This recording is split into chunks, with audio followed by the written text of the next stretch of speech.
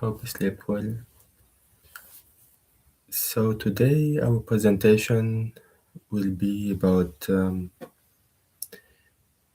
heroes that um, are invisible, that are all around us, and that we don't think about much. Um, Insects. Um, Maybe some people don't really like insects. Um, like when one sees an insect, one may believe like, oh no, insect. Then they may be scared or maybe even step on them. But they are wonderful beings that should be respected. And without them, we would, it's not clear if we would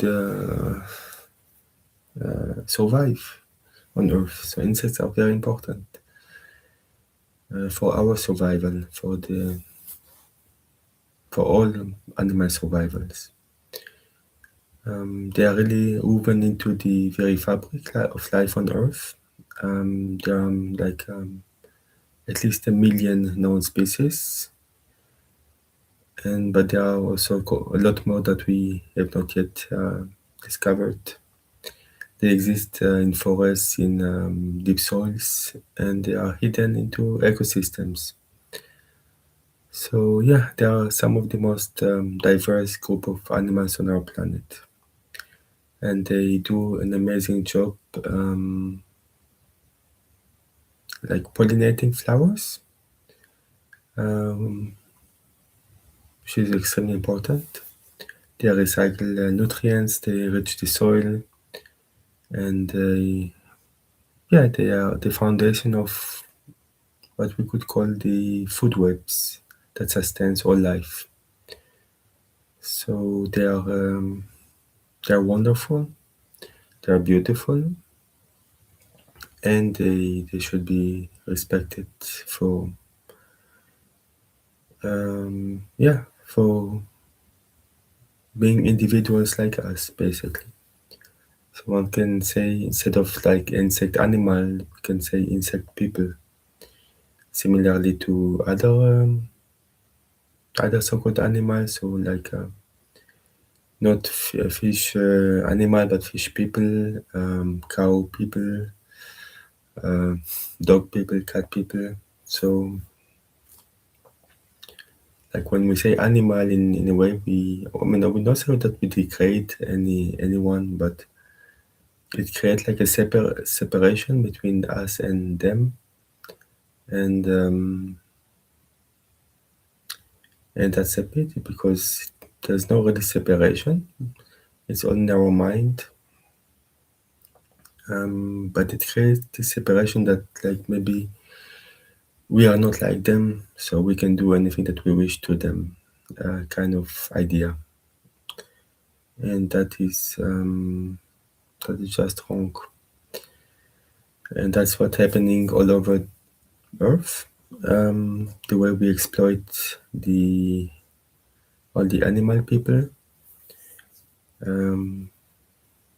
because we believe that we are superior to them, we have more rights than them, and we can do anything we wish to them. It's like they are our snacks, except dogs and cats, strangely. Even though dogs and cats are no different than other animals, just a different species, but they are not smarter than any other animal. It's a complete arbitrary line that we draw between those that we can eat or abuse in any way, for the fur also, for the leather. Yeah, we create issues for many people, for many animal people, and this also translates to the so-called human world. All the abuses in the human's world, and the wars, they begin with our mouth. This may be a big statement, but one can reflect on it and maybe see that there is truth in it. So if we want to have peace on earth, we need to begin with what we put in our mouths and on our skin, and in our testings and so many other aspects. So again, let's return to the wonderful world of insects. So let's explore a little bit their world. So pollinators, so the keepers of life. So there are many different types of pollinators.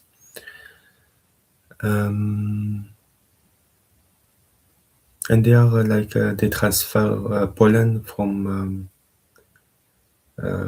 flowers everywhere, and not only bees but also butterflies and beetles. And this is very important for to keep life on around us. And they make abundance possible, and they pollinate approximately 75% of the world's food crops. So so all the fruits that we have, and they exist because of their service, basically.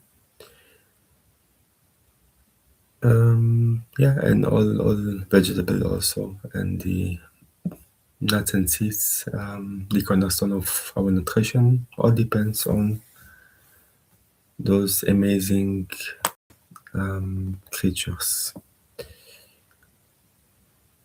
So and they not only do that, but also they have many other functions in this world.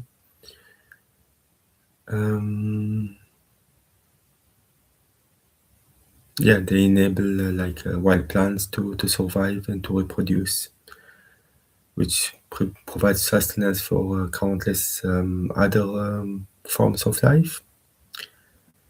And so we really need them, and we should 100% respect them. So saying that they are the keepers of life is not an overstatement. It's maybe an understatement.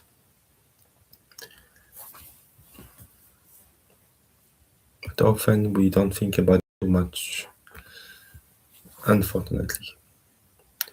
Bees, they're such wonderful being. They are, their architecture is wonderful. And they are not honey machines. We steal their honey just for our own enjoyment, even though we do not need it. And honey, I will say it clearly and unequivocally. Honey belongs to bees, full stop. This is not something that is meant for us. It never has been, it never will be. It's something that they make with so much pain and so much hard work. They're like the hardest ever working beings. So those are insects. And so they don't have an infinite amount of honey. Honey is not an infinite resource. It's not a gift from them to us. It's their sustenance, basically, for winter. When winter comes, they need sustenance, and they gather this beautiful substance for their own colony, for themselves. And yeah, each drop of honey is made up of countless back and forth from flower to the colony. And yeah, when we think about it, it's quite incredible. Imagine that we are like traveling, maybe taking our car like just 100 miles from our place to maybe gather like some apples, then we bring it back. Then we do that maybe 100 times. And for maybe because we won't have our car during the winter, so we prepare a big store of it for ourselves, for our family, for our community. And then maybe someone stronger comes, just takes it all away, and maybe replaces it with some kind of strange syrup that or fruit that is completely maybe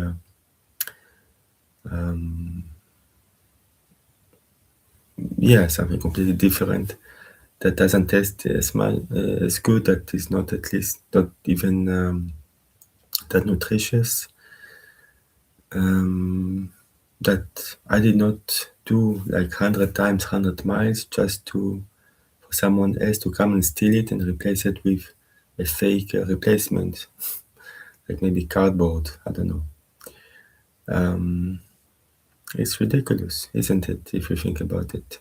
But we don't think when we eat honey about that. We just think it tastes so good. But sure, it tastes good, but it's not ours. So we have no rights to take what is not ours. It is stealing. If you really follow the commandments, thou should not steal, that is stealing. And we do it wholeheartedly. We don't think at all. So yes, and this is really their survival reserve. So and when there are no flowers in winter, then that's how they survive basically. If you take it away, then they die. And yeah, so commercial beekeeping is like again because we are so used to dominate other creatures, believe that we are superior to them, very ego-like. Then we do to them the unthinkable. First and foremost, we steal their honey and we replace it with some very inferior sugar syrup. And then we are surprised that bee colonies go extinct all over the world. And then there also something that I learned when I learned it. It was like shocking to me that so the queen bees are confined and have their wings clipped. I mean, how can we do that? It's like we want maybe someone to work for us, and then we cut their legs so that they cannot go away because we want them to sew all our clothes. Would that make sense? I think not. So yeah, cutting their wings just for so that they cannot escape. That is just very cruel. And then yeah, colonies are manipulated, split, and transported all over the world in like even in like a FedEx kind. And the natural behavior are suppressed, of course, for efficiency. So when, for example, somebody comes and take their honey, then they spray like some kind of liquid so that they feel less aggressive, so that honey can be extracted more safely.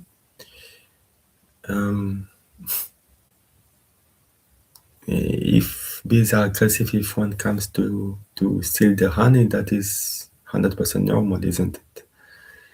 It's not. What is abnormal is we stealing from them. Would we allow anyone comes to our home and just take our stuff? No, we close our doors at night or well, the day too. Don't want. I mean, okay, if everybody was very nice and it's like a community, fine. But okay, we really don't want anyone come in our house and just start to steal our stuff. We'll be very angry with them. They will be called thieves. No. And we could go to. I mean, we would go to justice and we would win for sure. But we do exactly the same to bees, and yet unfortunately they cannot. They cannot, since they do not talk our language, then they cannot bring us to justice. And yeah, they have no choice but to allow it to happen, and they are very sad about it.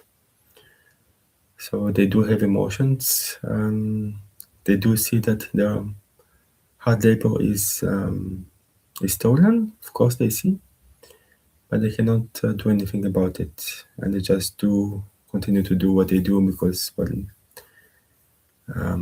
yeah, that's how they work in colony, and they follow their queen. But the queen has her wings clipped, so they just they survive, so to speak. They do not thrive. So what can we do? Many things. So we don't need to manage them. They manage by themselves very, very well. We don't need to.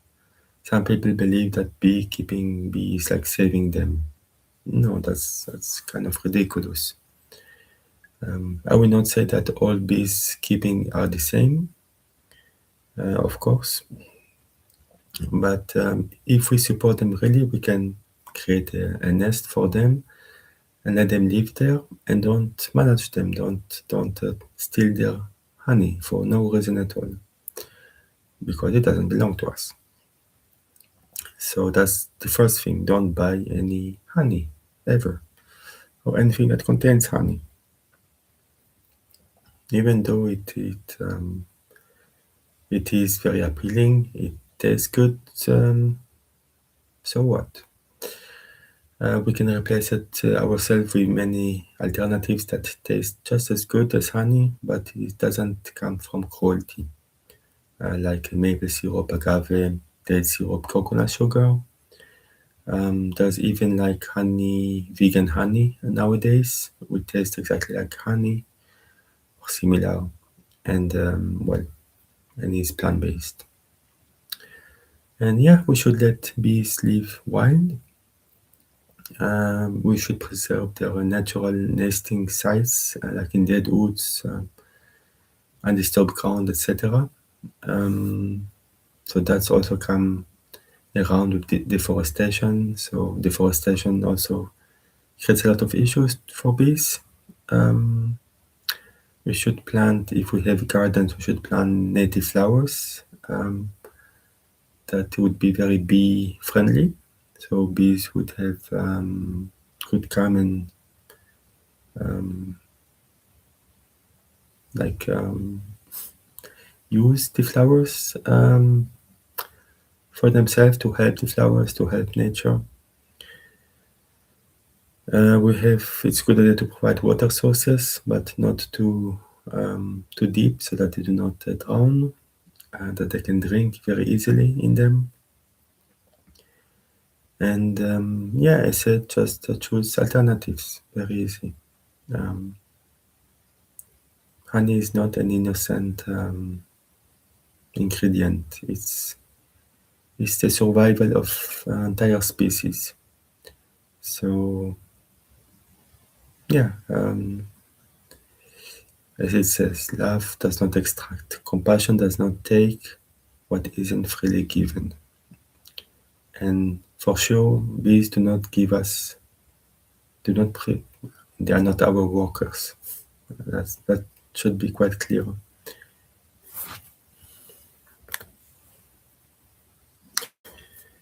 Okay, let's pass now to the beautiful ants. They're also amazing workers, incredible. Um, and yeah, so they are like ecosystem engineers. So they are shaping our environment and the environments where they inhabit. They help the soil aeration. And they create like underground networks that allow also the air, water, nutrients to penetrate deep into the soil. Um, and they disperse seeds. So the plants depend on them to carry their seeds to new locations. And then it enables so for its regeneration and plant diversity. And they are like the nutrient cycling. So they break down organic matters, so returning essential nutrients to the ecosystem. So yeah, the way they work is quite incredible when one looks at them. Um, they are continually transforming and enriching the earth. All the talents that they create is for to create good soil, basically. Um, and they are wonderful, just wonderful being to look at. So they are indispensable for our planet, for our soil, and yeah, so we should respect them. We should not, if we see them, we should really like not step on them, at least not on purpose. Okay, it's not always possible when we walk to see everywhere that we walk, but we do our best to really be very mindful. So that also comes back to mindfulness, being aware of the present moment, being aware of what we see, and we should check where we walk, not just walk blindly. Yeah.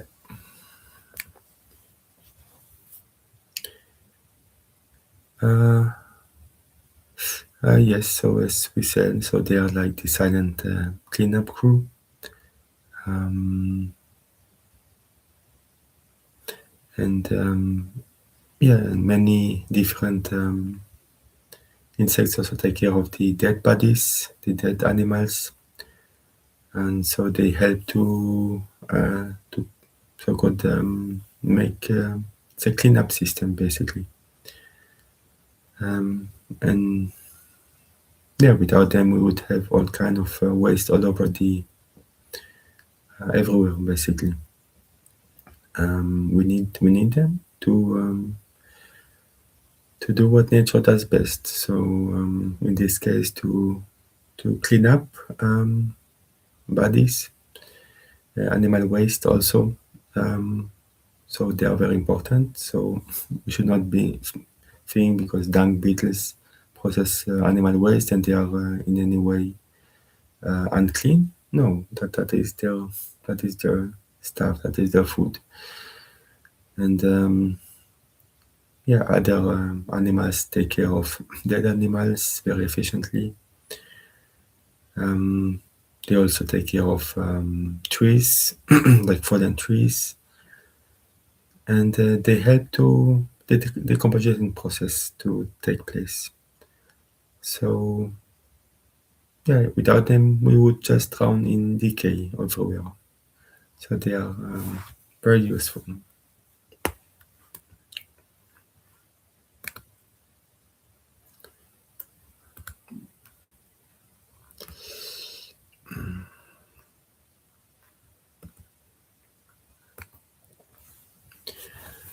So yes, so insects are not just dumb animals. They're not primitive. That's a big misunderstanding. And then we have research that show that how wise, how efficient insects are, and they have great cognitive abilities. So they can have rich communication system and complex social structure that rival many larger animal people. So yes, because often we think because maybe of the size, then they are not smart. We have a big brain, they have a small brain, then we are smarter than them. They have different kind of smartness or wisdom that we do not have. So each species has their own wisdom and things they do best. And yeah, the size is not all. They communicate through different ways, so through pheromones and vibrations and dances even. And even yeah, sounds. They use it to share information. They remember. They also have remember like memory. They remember the food locations and they even recognize individuals. And they adapt to different challenges. They are great at problem solving, planning like create a solution to like obstacles and navigating through complex environments. And they work superbly together, maybe much better than humans. They cooperate really in the community. They each have their function. Like like ants, they have a very clear division between themselves about what function each ant should make. Um, so yes, so it's not they are not just mindless creatures. And they're in different ways that they are used to find their food. They use like pheromones, like the ants, quite an incredible way. If one ant finds some food, then it will spread some pheromone in some pattern, so that other ants will see that pheromone and then follow it with some probability, and then more and more spread pheromones until they really it's like saying, oh yeah, now this food is real, and I can follow this path, and then I will find the food at the very end. That's quite amazing. It's like if we were finding food, and we would like putting maybe small stones on our path. Then other ones like us would see those stones, and then we are still not sure. So we are not going 100%, but then we see more and more stones because more and more of ourselves found the food, and then we spread the stone just next to it on the path, and so on. And then we create this wonderful um, like patterns, paths. And yeah, they are very organized. Like they have like nurses, foragers, guards, caretakers, and each one of them play a role in the society, basically. So yeah, and they even care for injured colony members. Um, so they will help them. They bring food to them, to those who are injured. So yeah, so it's the intelligence. It's short intelligence, and maybe it's a different kind of intelligence, but it is still intelligence.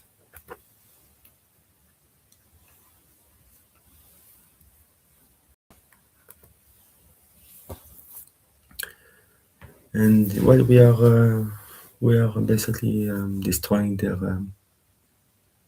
habitat. We're destroying them for many reasons, but there's been a great decline lately.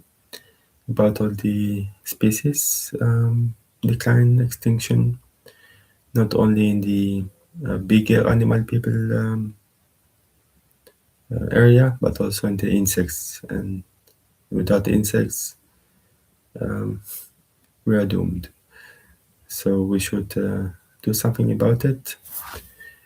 And some reason for the issue is, well,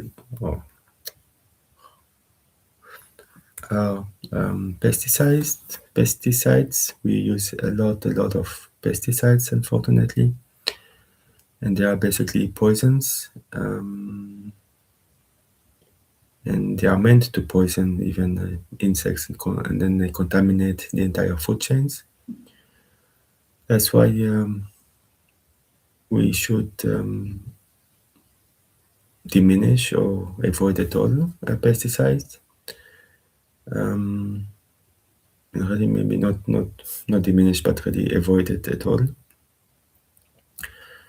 And just use maybe natural barriers for insects if we want to protect some part of our farm. And yeah, I think there is organic farms that do not use pesticides, and that's wonderful. So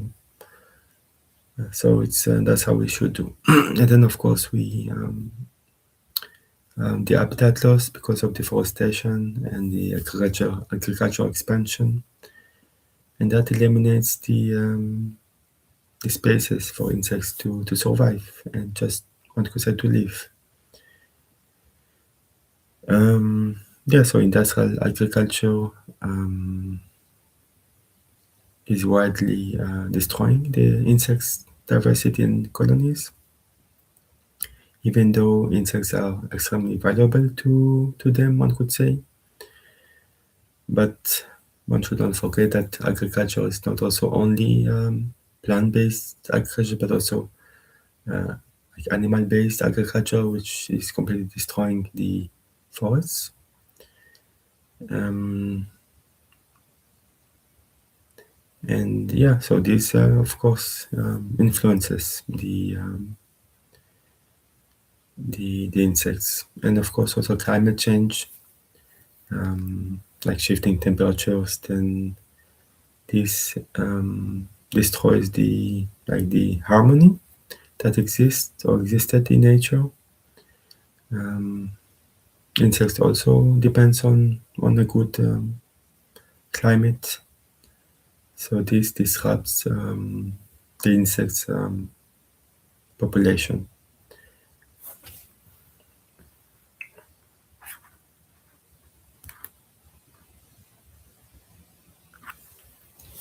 So again, what we can do is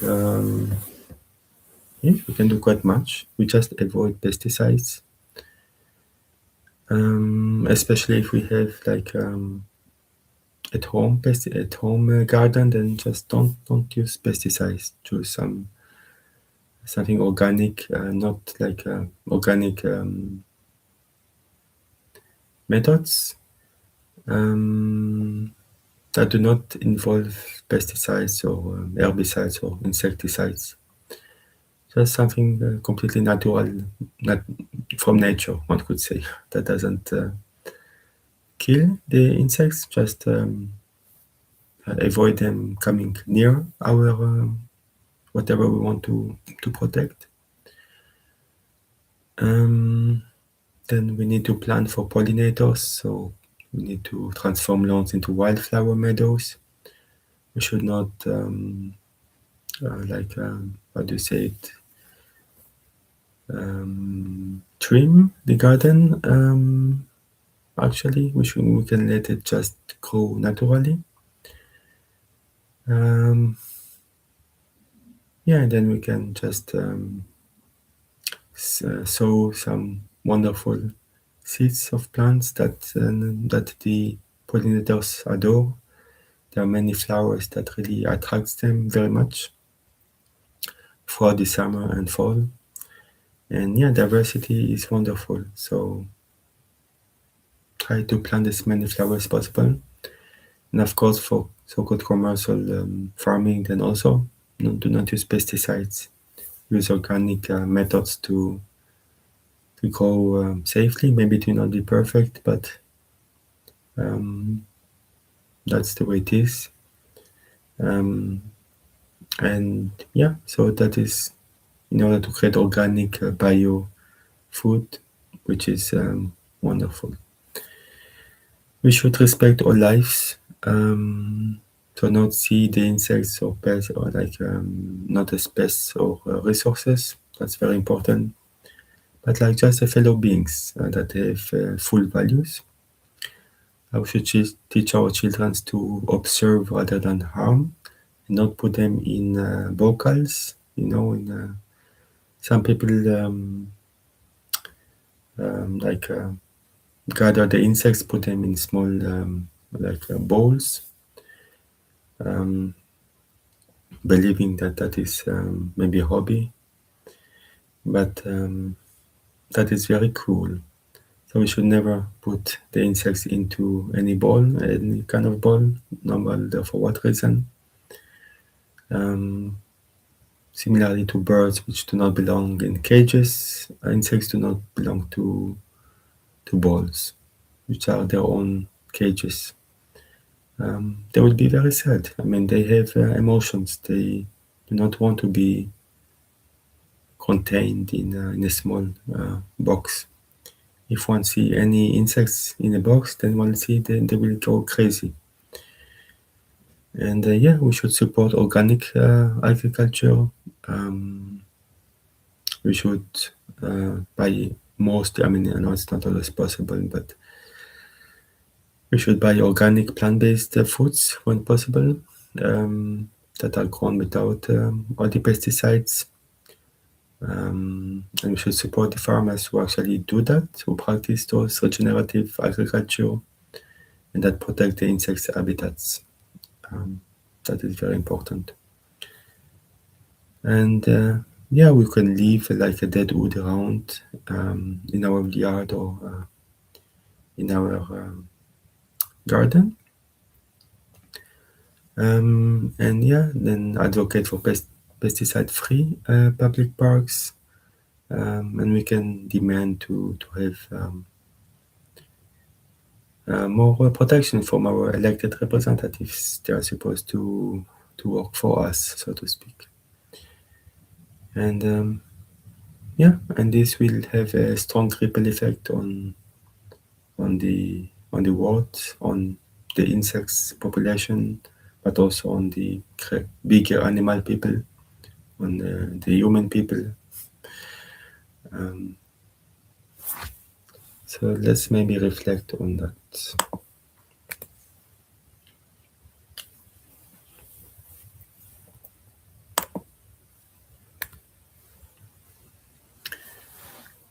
Yes, so it's a world of gentle coexistence.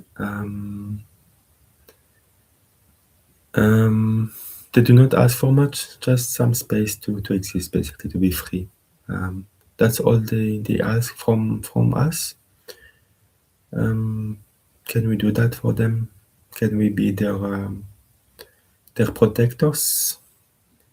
Um, like humans, they are supposed to be protectors of nature. Maybe we should rename human to protector of all beings. Not not in the sense like sometimes people think that it's like dominion. I want to read some like holy text and then completely misunderstand it, like saying that we are supposed to be to dominate other beings. That's ridiculous. It should be to help, to protect other beings, all beings, including the insects. So I truly believe that when we respect the insects from the smallest, then we will also respect the biggest, or some of the biggest, and also humans. If we respect the insects, then our heart will be opened also to all animal people, including the humans. So maybe even to help prevent war, then start by respecting the insects. Um, yeah, so insects again, they are not to be owned. They are wonderful creatures unto themselves. They have their life.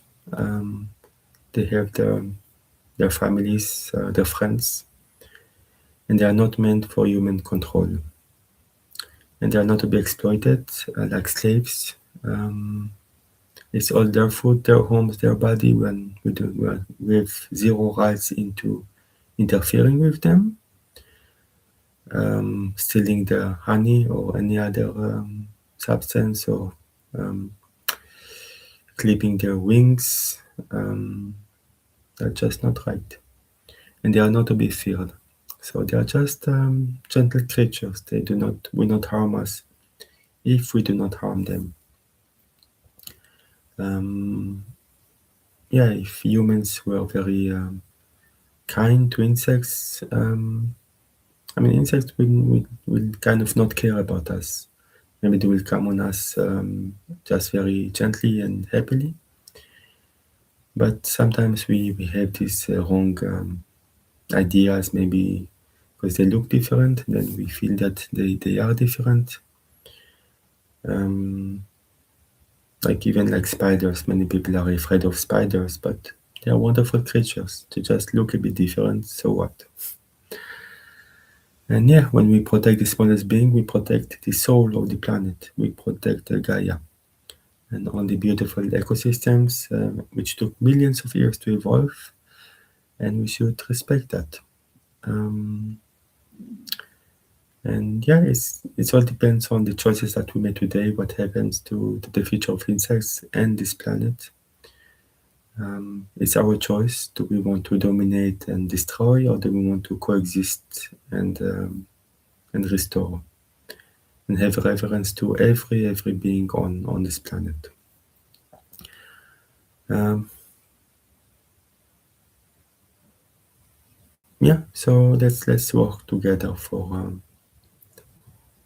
helping the insects, helping the nature, helping the world, making it a wonderful place to live.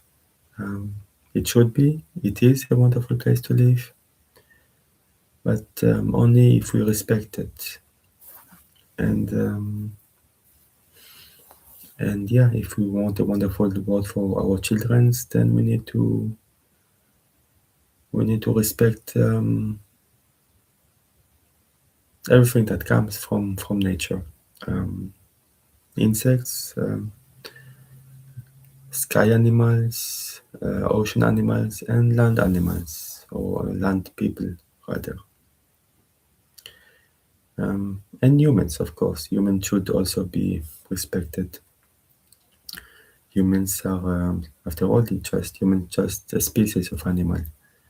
So one could say animal like human people, and then we have dog people, then we have cat people, we have pigs people, fish people, insect people. They are all people. Um, and yeah, okay, say animal is fine, but only if we understand that animal is not a lower form of life. It just animals. It's just a word denoting all the basically species existing on Earth. And yeah, so that was today's presentation. I wish to talk a little bit about this hidden gem that is not talked about enough, um, and that is supremely important. So I hope you enjoyed this presentation. Um, Maybe reflect on some of its ideas. Um, Maybe once now that when we see an insect, we will have more reverence for them, no matter which insects. from the smallest to the biggest. We never want to hurt any being. In our home, often we have insects, but that is fine. Like personally, I always just leave them, or I take them out very gently. I put them on a paper and put them in a place, like in a place like protected place where I will not step on them by mistake. Um, and yeah, for me, they are. I will never dare hurting any insect. Um, yeah, let's go now to our daily practice.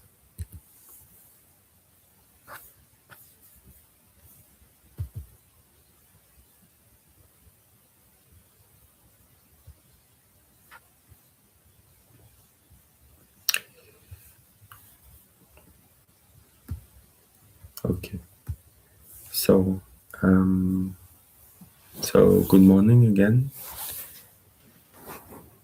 So we will start our practice like we did the previous days with a usual prayer. Feel free, of course, to pray in your own way.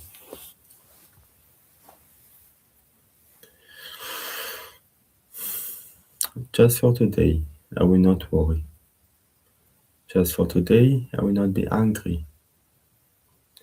Just for today, I will do my work honestly. Just for today, I will show gratitude for my many blessings. Just for today, I will be kind to all living beings. May today be a joyful, peaceful, blissful, and magical day. Loka Samasta Sukhino Bhavantu. May all the beings in all the worlds be happy and free, and may our thoughts, words, and deeds contribute in some way to that happiness and freedom for all. Om Shanti Shanti Shantihi. Om peace to all of nature, peace to all living beings, to all animals, people, to all to all humans, and to all other species. And finally, peace to our own self, to our own mind. Um,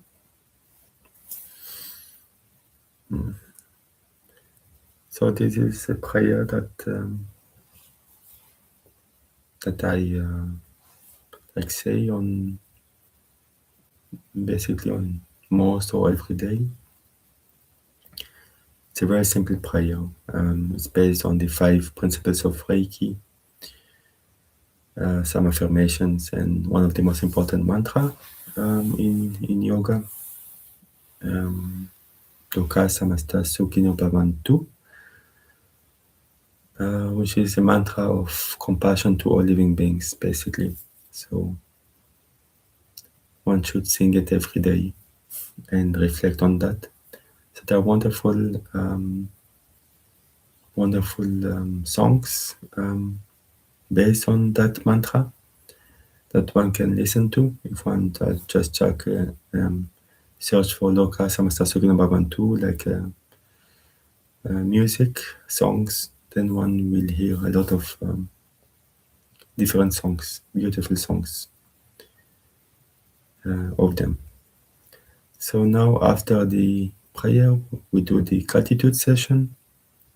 So just a couple of minutes where we are grateful for everything, for our own bodies, own body, a beautiful body that we've been given a gift.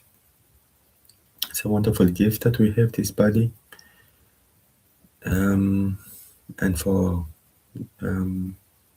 like gratitude for parents, teachers, clothes, food, like habitat or beds, anything that we can think of. Being grateful is wonderful. So let's do that for a couple of minutes.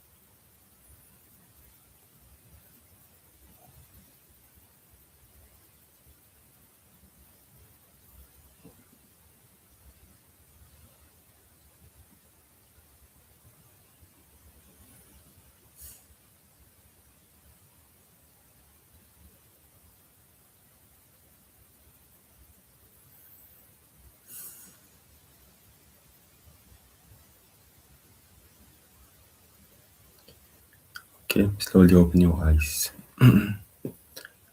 So there's one practice that I would strongly recommend, even if that's the only thing that you take from these sessions, all my sessions, the 40 sessions, is to be grateful, to make a grateful session in the morning. And that would be wonderful. That would already be a practice unto itself. When you are grateful, since it's the mother of all virtues, then slowly by slowly, all the other virtues will come to us.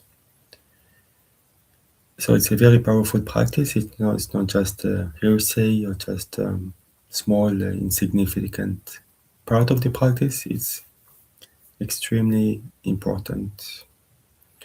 And just a couple of minutes in the morning to be grateful is can change our hearts, can change our mind, and teach us many valuable lessons in humility. That we are not alone in this world. It depends on all the beings, on the animal people, on the human people. We depends on them, on the insects. So we extend our heart basically. Okay, so let's now move to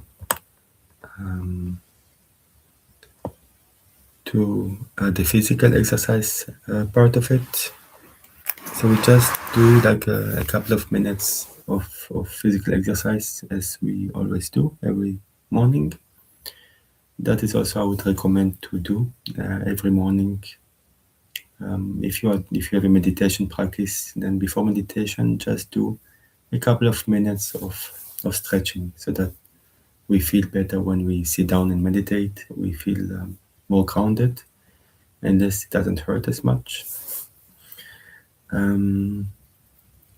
So it's always a good idea to do just a couple of minutes of physical exercises. No need for something big. If one wishes to do something really hard, that is okay, but it's not really necessary. So let's start.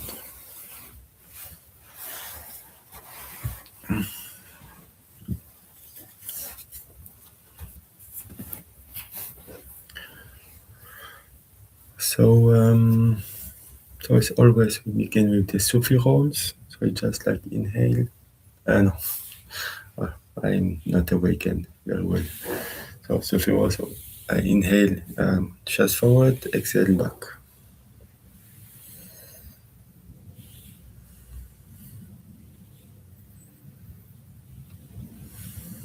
Really think that you are stretching your chest and then going back, then the other way.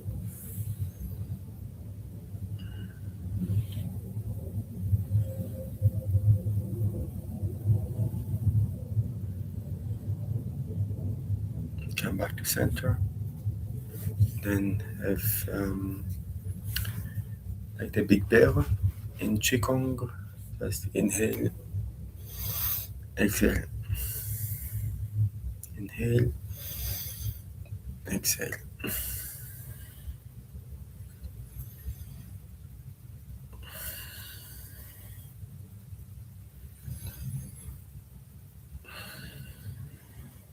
And come back to center. So inhale, turn to one side. Inhale, extend the spine. Exhale, turn a bit more. Inhale, come back to center. Exhale the other side. Inhale, extend the spine. Inhale, exhale, turn a bit more. Inhale, come to center. Then one hand on the ground. And just turn.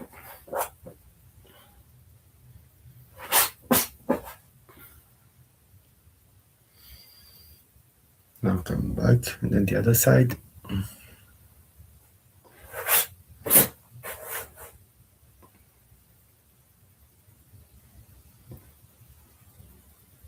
back to center, hands on the shoulders and make some rolls.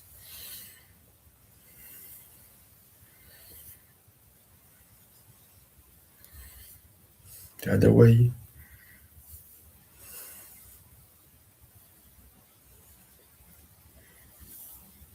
And come back to center.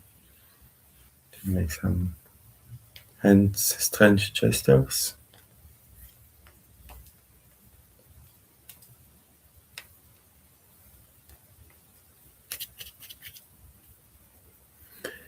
Now stretch your legs. And same thing, just touch your legs, your feet.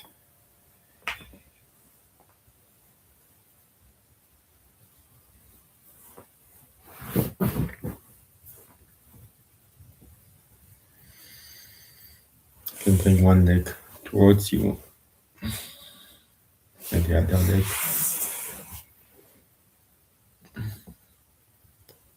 You can also use one of the legs that you pull in and then just turn a little bit. Same thing with the other leg. And just come back. Bring your legs in a diamond shape. So something like that.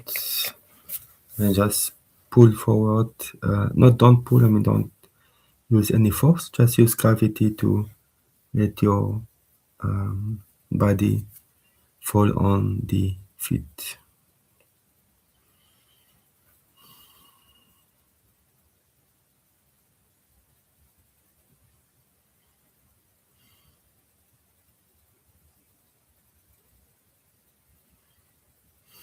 And slowly come back.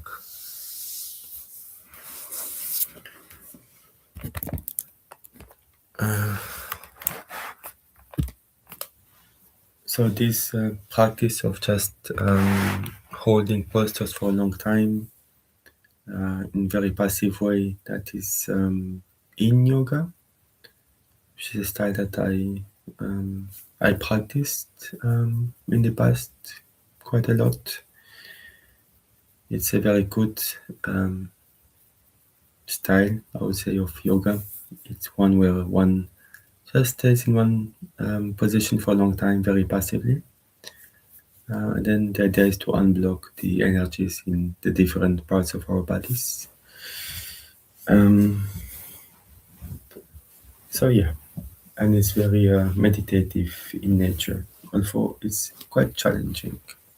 It's not easy, for sure. It's maybe simple, but not easy. So let's pass to our next practice. So now that we did the physical exercise, what do we do? Relaxation. So we will do 31 points of relaxation today and tomorrow, and only on Thursday we will start something more a little bit more advanced. But the 31 points is already very good, because in order to do it well, it's not easy. One has to really focus on each point in a super focused way, and that doesn't come naturally. But it's a very good exercise, because it's very systematic way of doing a body scan, basically. When we do body scan, often it goes, it's not very systematic, or rather we can improvise, and that is fine, of course. But this one it is the same as a body scan, one could say, but it is very systematic. That it's always the same 31 points, and one never deviates from it.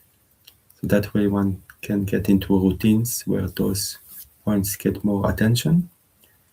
And when one gives more focus to some points, then it becomes more powerful. So let's do that. So we do it like in the previous days. We do it twice.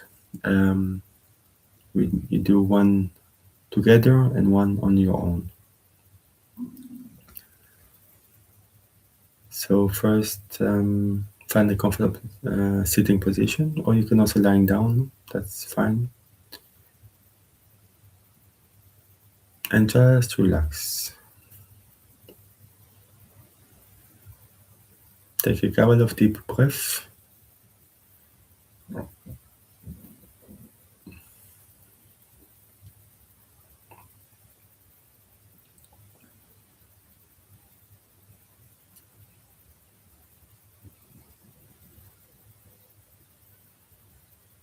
Relax your shoulders, your neck, your head, back of the head, top of the head, your face. Relax your arms, legs, belly, your back.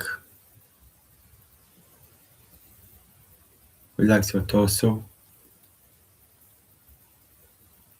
your eyes, your jaw, chin. Just relax.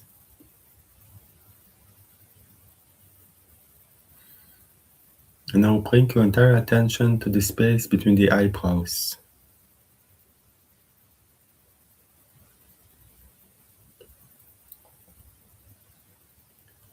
Now move your awareness to the pit of the throat,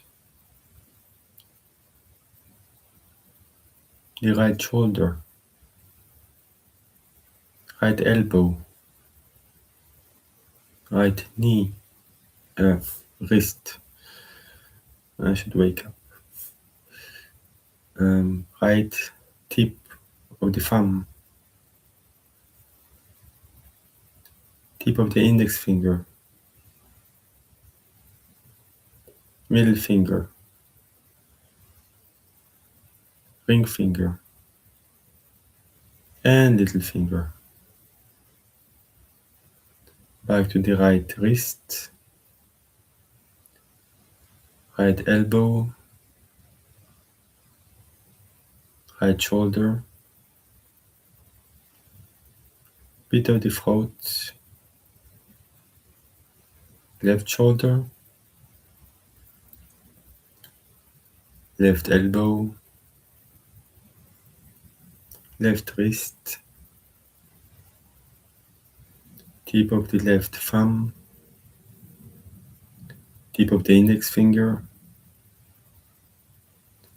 middle finger, ring finger, and little finger. Back to the left wrist, left elbow, left shoulder, pit of the throat, the center of the chest, the right chest, center of the chest, the left chest, and center of the chest. And relax.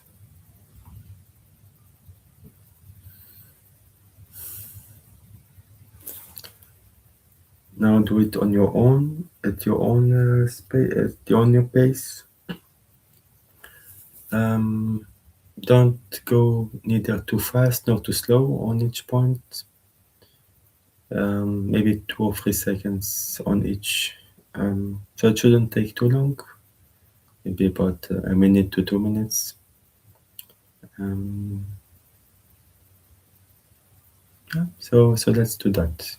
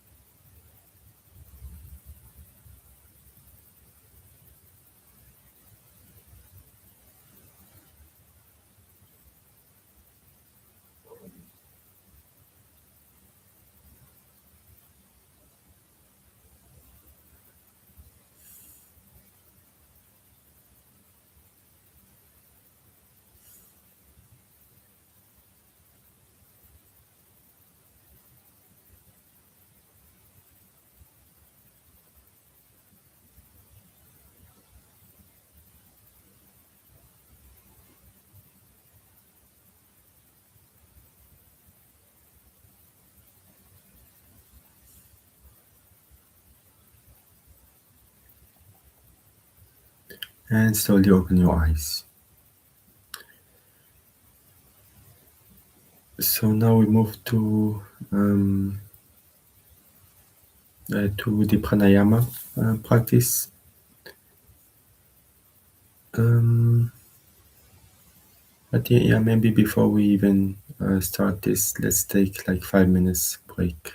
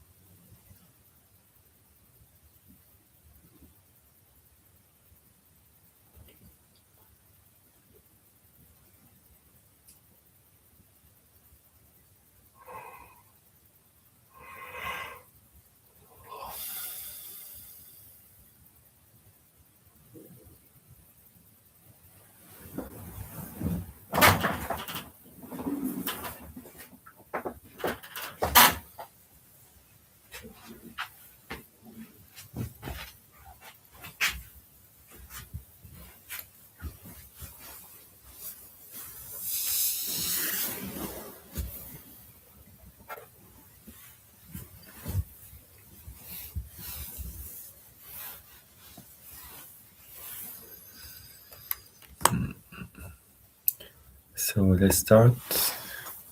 Um, like in the previous days, we do something quite similar. So going to first we're going to do the breathing in for X seconds and out for X seconds. So and again with the qualities of the breath being silent as much as possible, from the nose, out from the nose, smooth as much as possible, without pauses between inhalation, exhalation, and exhalation, inhalation. And yeah, diaphragmatic, meaning it's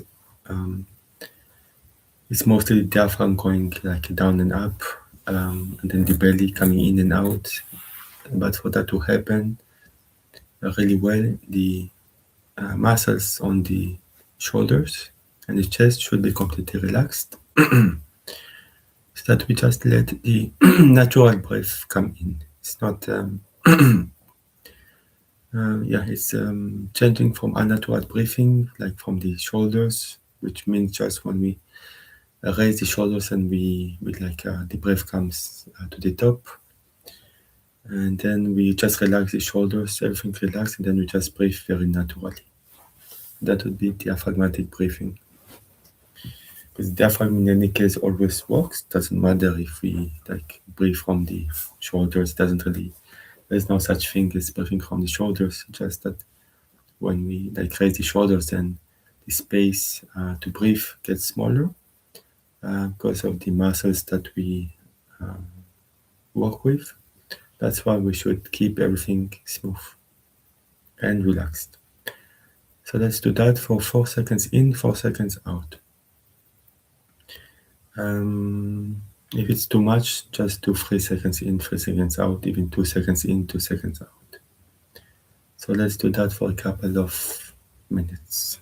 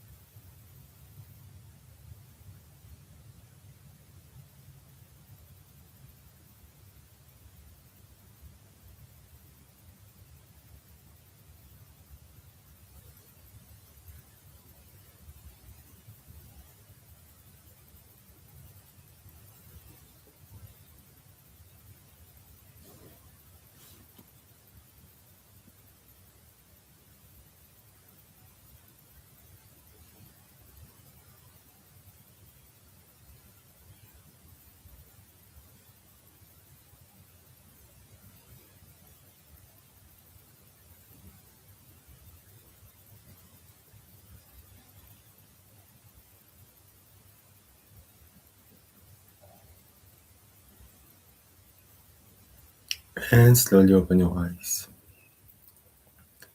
So one thing is that for the counting, the counting can be done just in the beginning. And once you have the rhythm, then you can let go of the counting and just breathe in, um,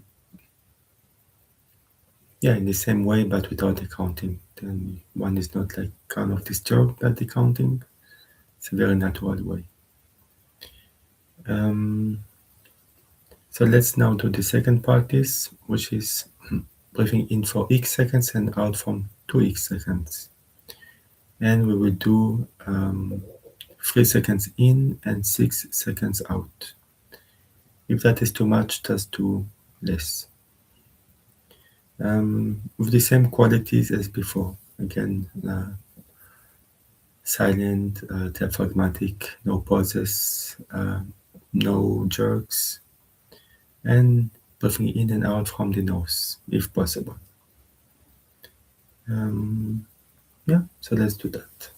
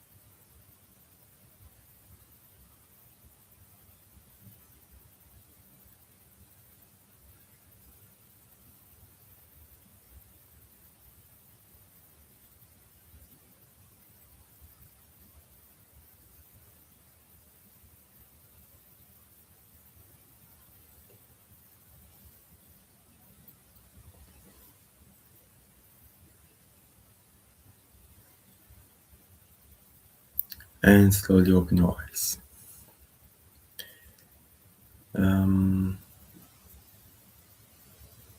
Okay, so now we move to Anuloma Viloma or Nadi Shodhana, which is the alternate nostril breathing. We did it for quite a couple of times. We'll do it twice more on the second type, and then starting from Thursday, then we will do the third type for some time. So that it's always good to do things to learn slowly, not to go too fast. Then one has time to really integrate it into one's practice. Because I feel when we learn so many methods, different way of doing, at the end of it, in a way we undervalue their worth.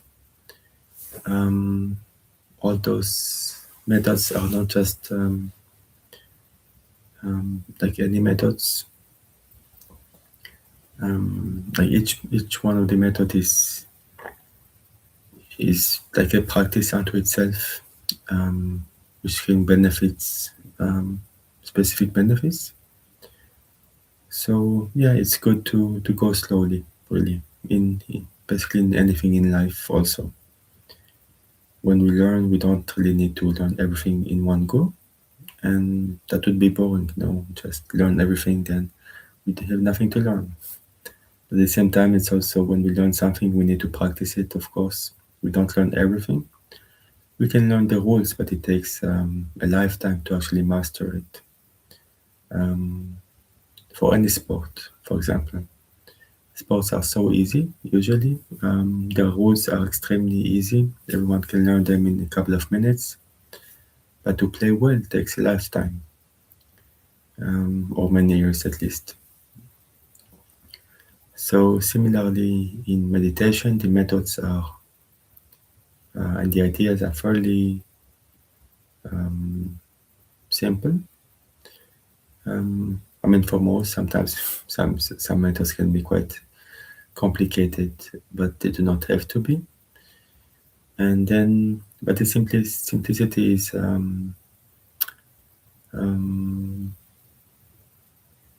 well, simple doesn't mean easy.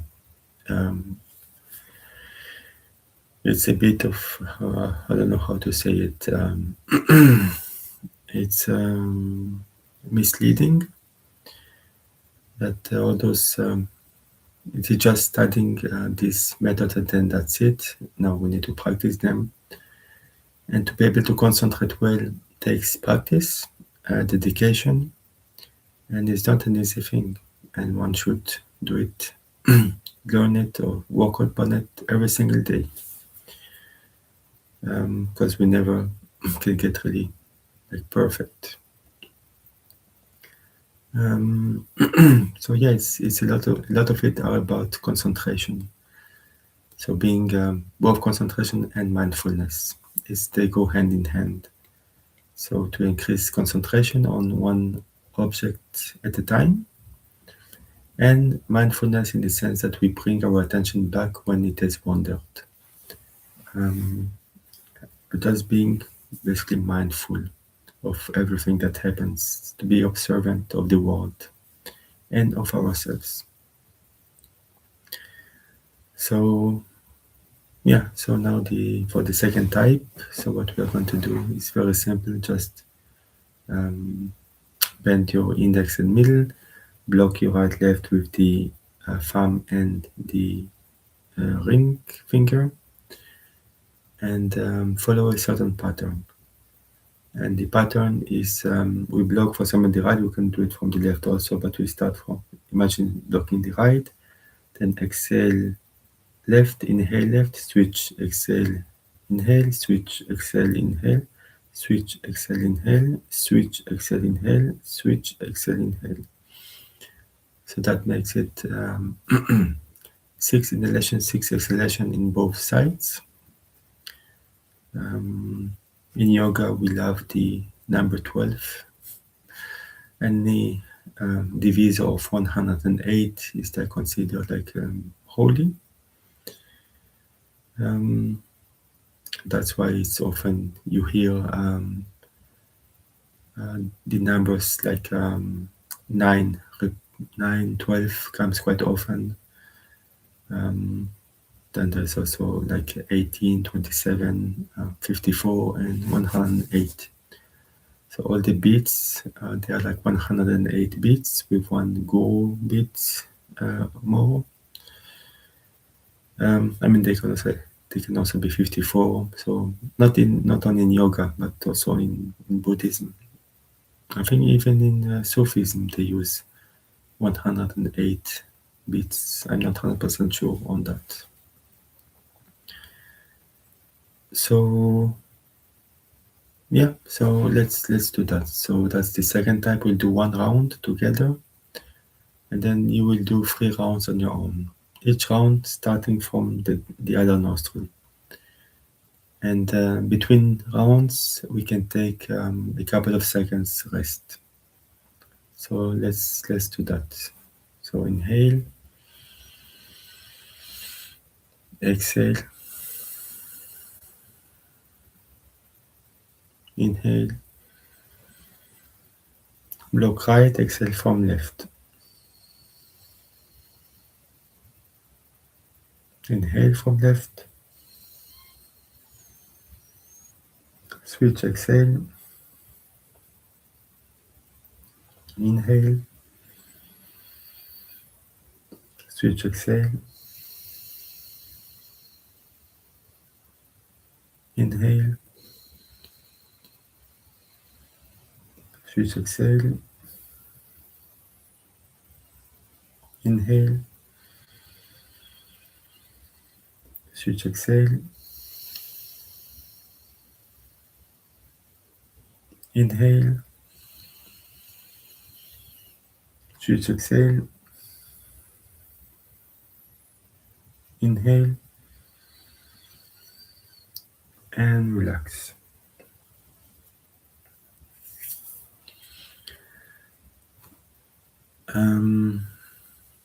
Yeah, so let's do this pattern. So 3 rounds. So one round is exactly what we did, and in the second round you start from the other nostril, but again you do the same pattern. And between rounds, just take a couple of seconds rest, and try to be as concentrated as possible. Let's start now.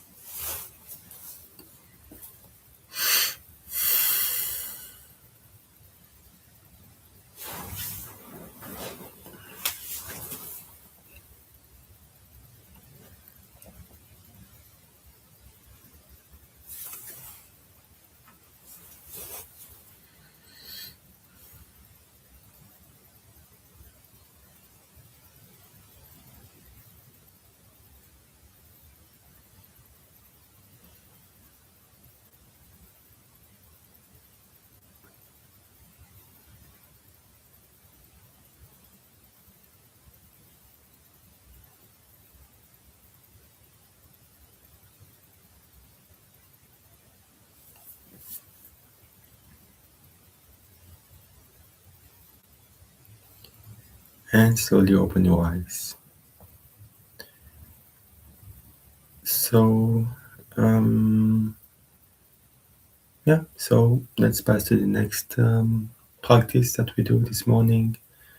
Usually, the usual one, we do Brahmari, which is um,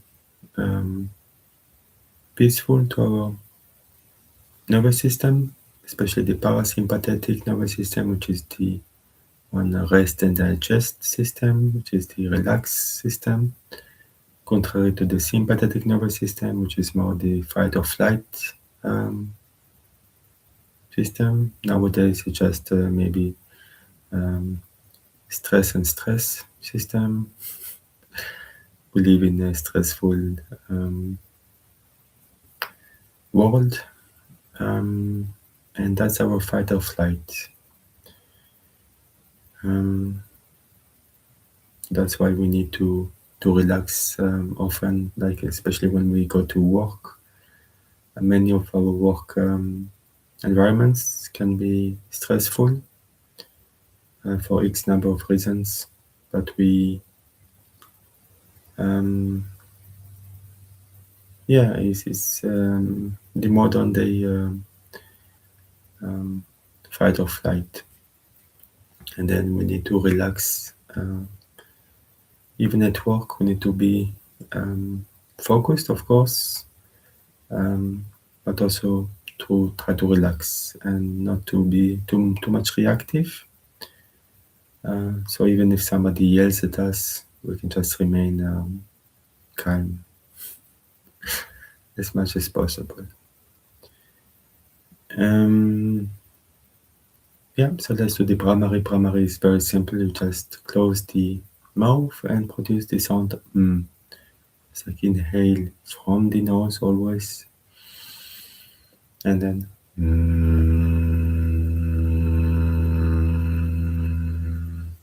so you produce like a very sustained or with the mouth closed. And you can choose the tone, either lower or higher tone. You don't have to follow how long I do it. Some will do it longer, some shorter. It's all fine. And just you will feel like vibration in the body, which is very pleasant and very calming. So let's do that.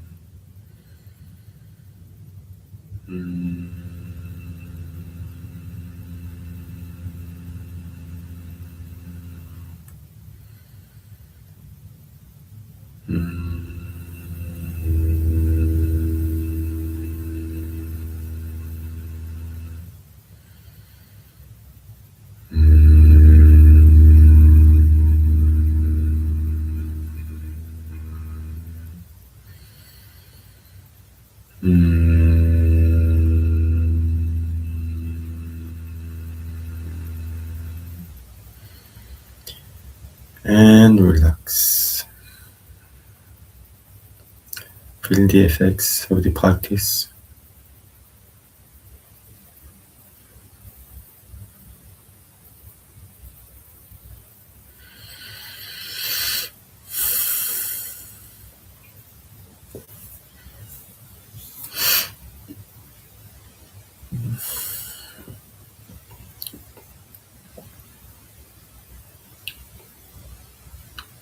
So now we pass to our usual self-dialogue, a very important part of practice, not to be neglected.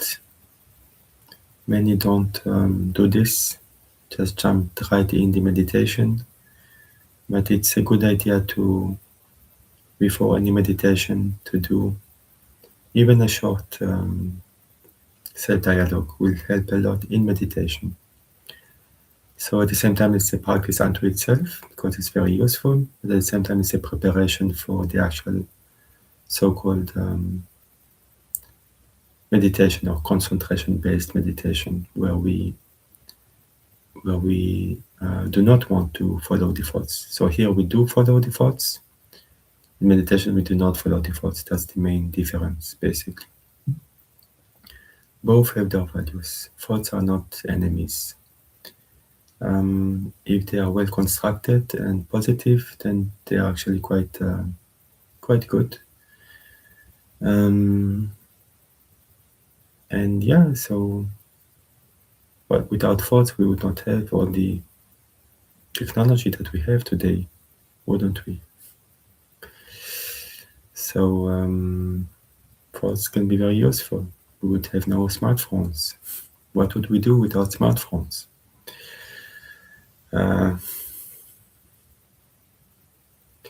Yeah. Okay. So self-dialogue is again when we talk to ourselves in a positive, constructive way. There are many ways of doing it, but there are some main categories. Some categories are a prayer, which can be of several types. Some prayers is like following a predefined prayer, like maybe mantras like Loka Samasta Sukhino Bhavantu is a kind of prayer, or just from any scriptures that one believes in, that one follows. Those are pre-made prayers, they are fine. Maybe slightly better is,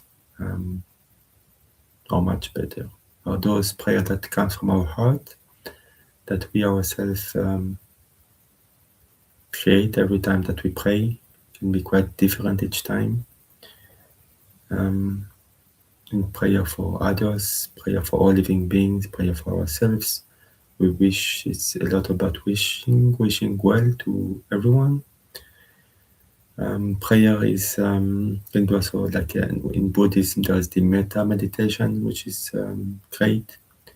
We wish well to everyone, to those close to us, to those who are neutral, and to those even that are our so-called enemies. We wish them well, to wish them peace.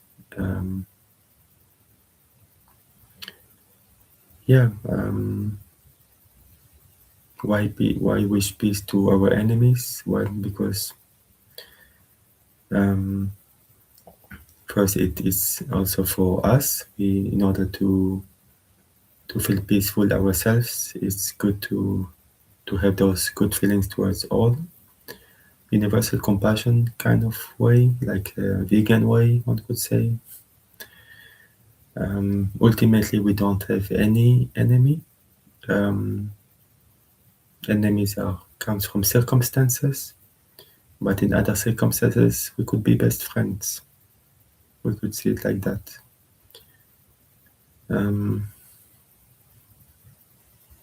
Or at least not maybe not best friends, but not like neutral. So that's why wishing well to all, even enemies, is good. And if our enemies are happy, then they will not bother us. So That's why also we wish them well. So it's for everything. And ultimately seeing that we are all one. Really, that's what spirituality could be said to be all about and to point to.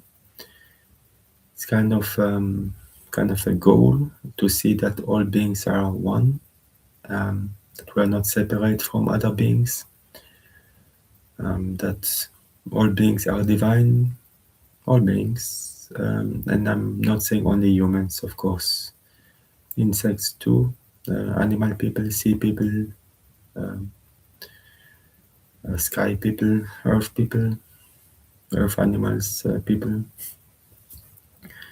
all of them are divine. So a fish is as divine as you. A fish is as divine as me. I am as divine as a fish, or an ant, or a bee. I'm not better than a bee. I'm not worse than a bee.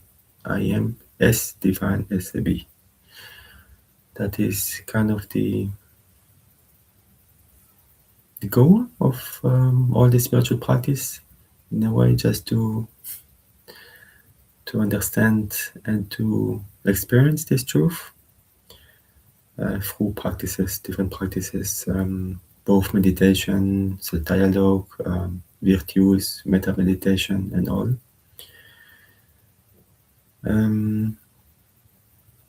Yeah, so once we understand that deeply, then we can never hurt any being again. Not even in thoughts and not in words either. We never gossip about people. We Our words are so-called pure and gentle and kind to all. Our thoughts are pure, gentle, and kind to all, and our deeds are gentle, kind, and peaceful to all. So it's so all this meditation and all this is kind of practice, real-time practice. It's not just closing the eyes and meditating. It goes far beyond that. It goes into our life, daily life, because well, we live way more than we meditate. Maybe we meditate for 20 minutes a day, but then we have 23 hours, 40 in the day. So, I mean, okay, we have sleep. Sleep is another big topic, but we will not go into it. So yes, so that's why why did I come to it? Because of the self dialogue, and I was talking about prayers and meta meditation. That meta meditation is also a self dialogue. It's a wonderful self dialogue that I would encourage everyone to practice, possibly daily. Where one first again wish happy for those that are close to us, family members, friends, co-workers, those that are neutral then, that we don't really know, but they are neither like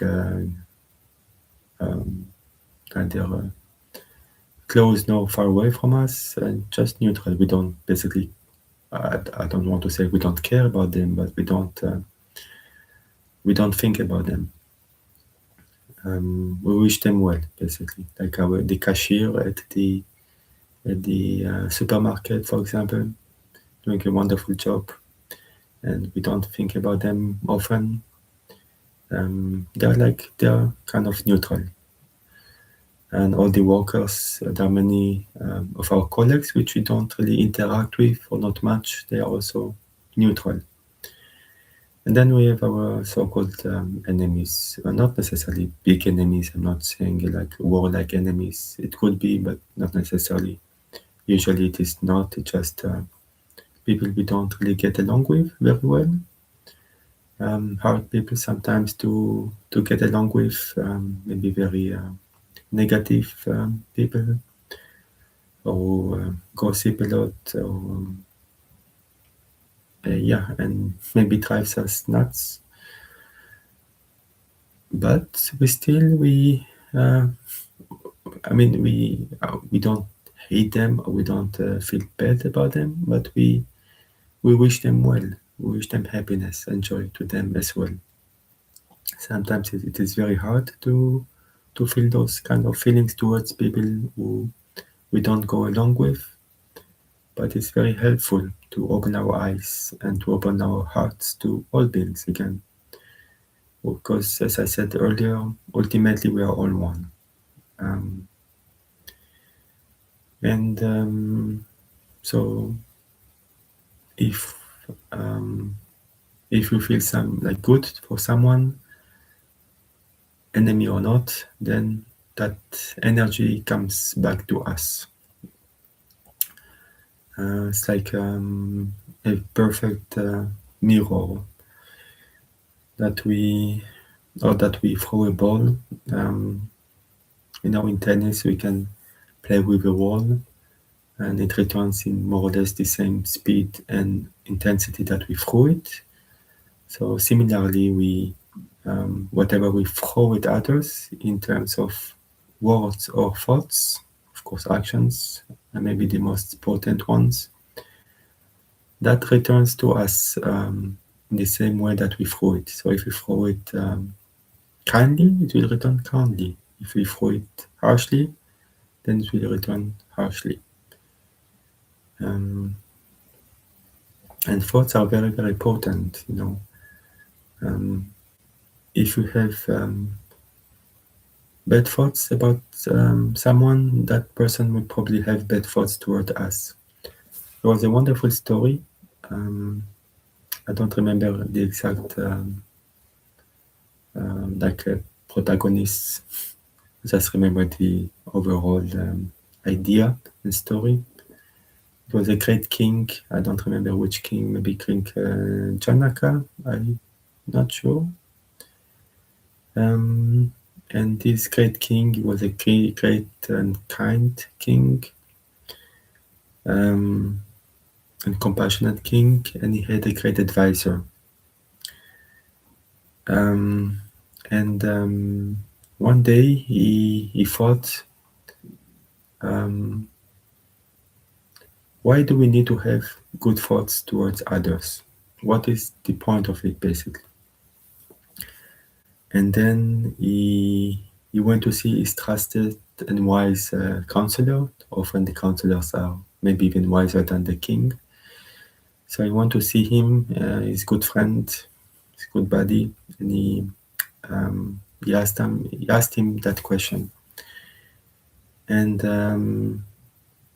okay, the counselor, being a wise Yoda-like person, he took the king outside. And then there was like a passerby that came, like one of a person come by from town. And then the advisor told the king, please have really terrible thoughts about this person, really bad thoughts like that. And then the king thought maybe that he wants to kill that person and imprison him and whatnot. And this went on for some time. So it was in his thoughts, so it did not say it out loud. And then the advisor called this person close. This person was very humble and was bowed down respectfully to both the king and the wise counselor. And then the counselor said, my dear subject, when you pass here next to us, what came through your mind? And don't worry, we will not judge you. Speak the truth. You will not be hurt. We will even give you a big sack of gold. Okay, so the person was a bit embarrassed. But then he said, dear counselor and king, when I saw the bold king's head, I wanted to punch it and to bash it, and yeah, I was for some reason, I don't know why, but I was quite I had violent thoughts toward the king. Not toward you, wise counsel, but toward the king for some reason. Even though he's a good king and I really respect him, and I would never hurt him or normally think about hurting him, but I had those thoughts. And then the king was quite surprised and deeply understood the lesson. And yeah, he thanked the subject and he himself apologized because we explained to him what happened. And then they gave him a sack of gold, and the subject was very happy and content not to finish in prison. And yeah, the king understood the wise counselor's words, that when one have negative thoughts towards somebody, that somebody will have bad thoughts towards us. And similarly, when we have good thoughts toward others, usually people will have good thoughts toward us, even if they will not say it, even if they will be harsh with us. The harshness will dissolve quite rapidly.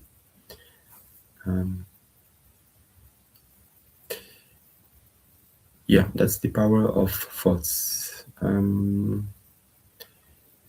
Now, this may not work all the time, so yes, we should always have good thoughts, but of course, evidently, we need to protect ourselves. Some people have in this world, because it's all about habits also, they have maybe bad tendencies, so we need to protect ourselves. But this is a general rule of thumb, is that we need to be very kind and compassionate to all beings, in all three aspects. In the aspects of actions, evidently, most important one. Word can be very important as well, and very harmful and hurtful if spoken in the wrong mindset. And thoughts. Thoughts are not so innocent. Thoughts have power. So we should always have good thoughts towards everyone. Friends, neutral, and enemies. So-called enemies. It's always so-called because we don't have enemies. I know situations is one would always come up with situations, different situations of people doing bad to other people. That exists, and that doesn't excuse it.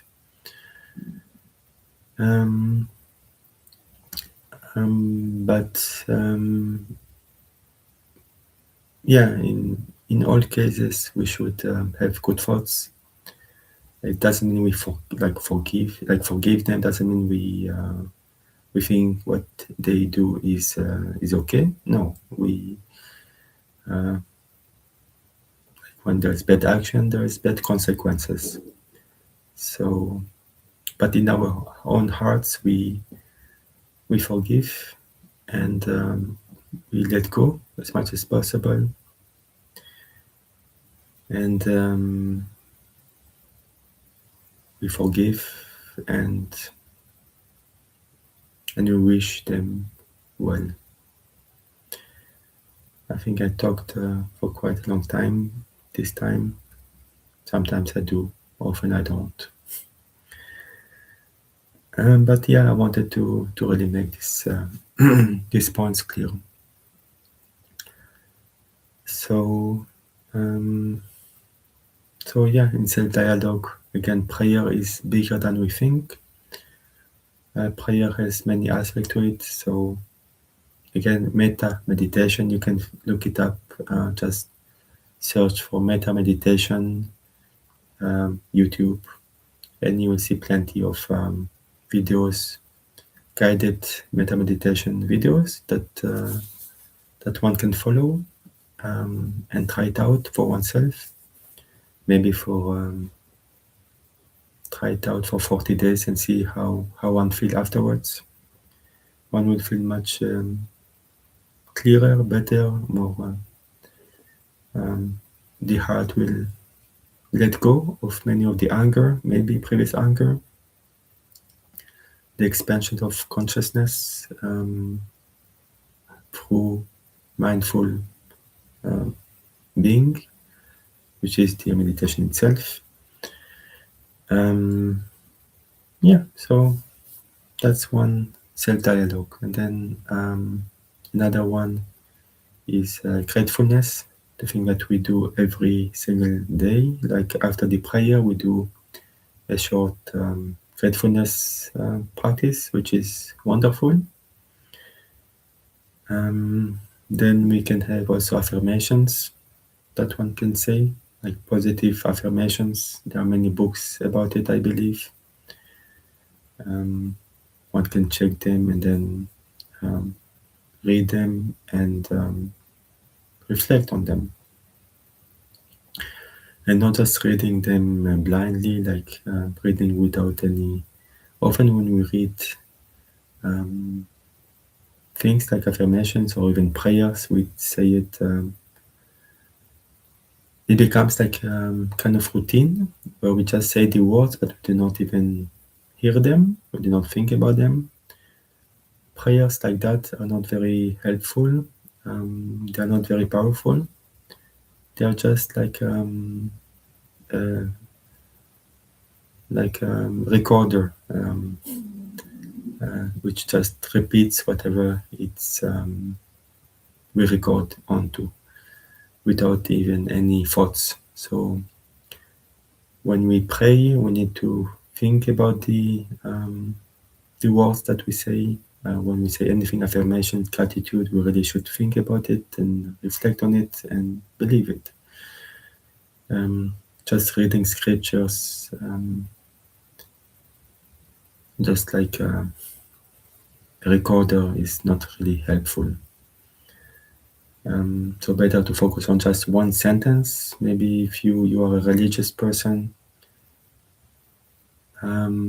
look just one, maybe one paragraph, instead of reading like a whole chapter. Read just one paragraph, even one sentence, and deeply reflect on that alone. Nothing else.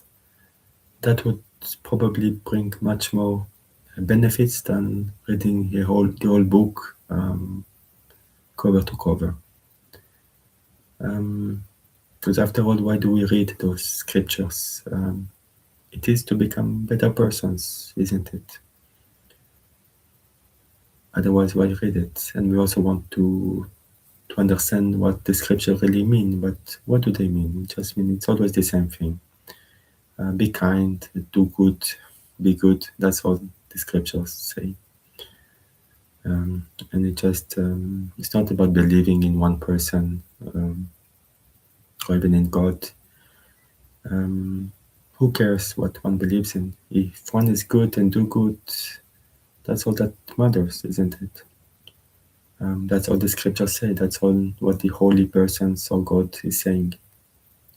Is to be good, do good, be one. That's all. That's all the scriptures in a nutshell. I hope I'm not offending anyone. Please forgive me. Don't throw tomatoes at me, please. I love tomatoes, but I'm not against religions or scriptures. But what I really want is people to understand them deeply and to understand their own scriptures and religion more deeply. All religions are fine. All religions are have good values in them, but it's their interpretation that is important, the right interpretation. Otherwise, it can get very messy. If one just reads some words and then interpret it in the way that one thinks, it's very dangerous. Yeah, so the only thing that we need to know is that all the scriptures are meant here to help us, to help humanity as a whole, not one community. All communities, they are meant to bring peace between people, between communities, not to divide, but to unite. Um, that is, yeah, that should be the role of religion, basically. Um, to bring some order into communities and to bridge communities together, bridge all religions together. I would say into one single religion, which is the religion of the heart, religions of love, true love, religion of compassion, of kindness.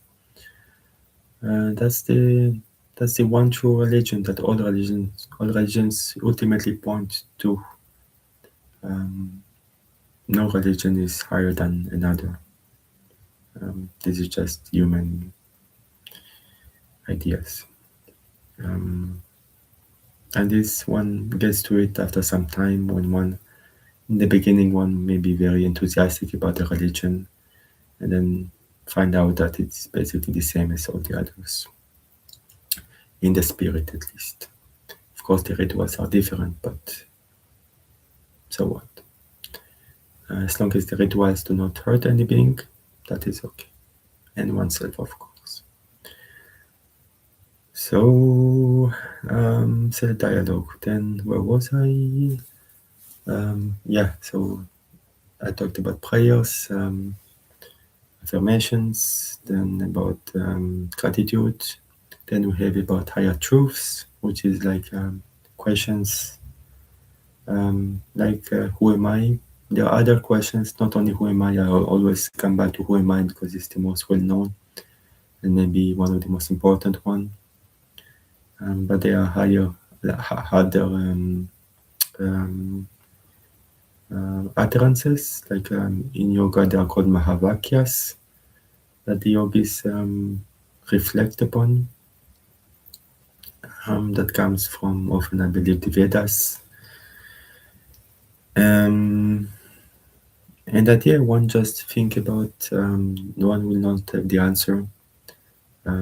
If one asks who am I, one will not basically know immediately. It will come with time. There will be glimpses of enlightenment that comes, like when one first understands that who am I is the I in the who am I is is not it's not the body. It's not talking about the body, but it's more about awareness, consciousness. What is consciousness? A wonderful topic. And just think about it, like who am I and who am I not? And this body is a wonderful instrument that we should take good care of. It's one of the most coveted treasure of this universe. Maybe that's a secret, I don't know. Probably not. Maybe it is. Yeah, this to receive as a gift a human body is very rare. It is said that even angels are like wishes to have a human body. Also, the higher beings in other worlds that are more spiritual also wish to have a body, physical body, because in the physical body we can advance very rapidly in the spiritual path for many reasons. Maybe one of the reasons is that this life is not easy for all of us, and this is a big drive towards perfection, towards improving ourselves. Like in higher worlds, maybe it's always beautiful and joyful, which is amazing, of course. But it's also, if we have not attained higher knowledge, while being on this planet and in this body, then we may be stuck in those worlds, and not being able to advance further. Because it's always so joyful and peaceful that we don't think about even going higher, you see. It's when we have struggle that we can really advance faster. So struggle is not necessarily a bad thing. That said, I mean, we can reach like states where we don't need to come back to Earth. But that's another topic. And yeah, and having this body is should be. I repeat it because it's so important that this body is such a gift, and we should use it for only good things, to advance spiritually, to do good in this world, to be a good example, good person, to help other people advance, to help all living beings. Like going vegan, it's not just a word; it's the philosophy of life, basically, the philosophy of compassion and kindness. It's one of the most important philosophy that exists in this world today.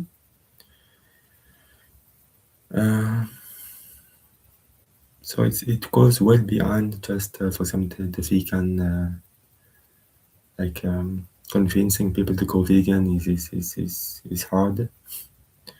To understand why one needs to go vegan is very hard. At the same time, it's also easy because we are all compassionate and kind people, but all of us have those habits. And it's very hard to let go of the habits of social pressure and whatnot.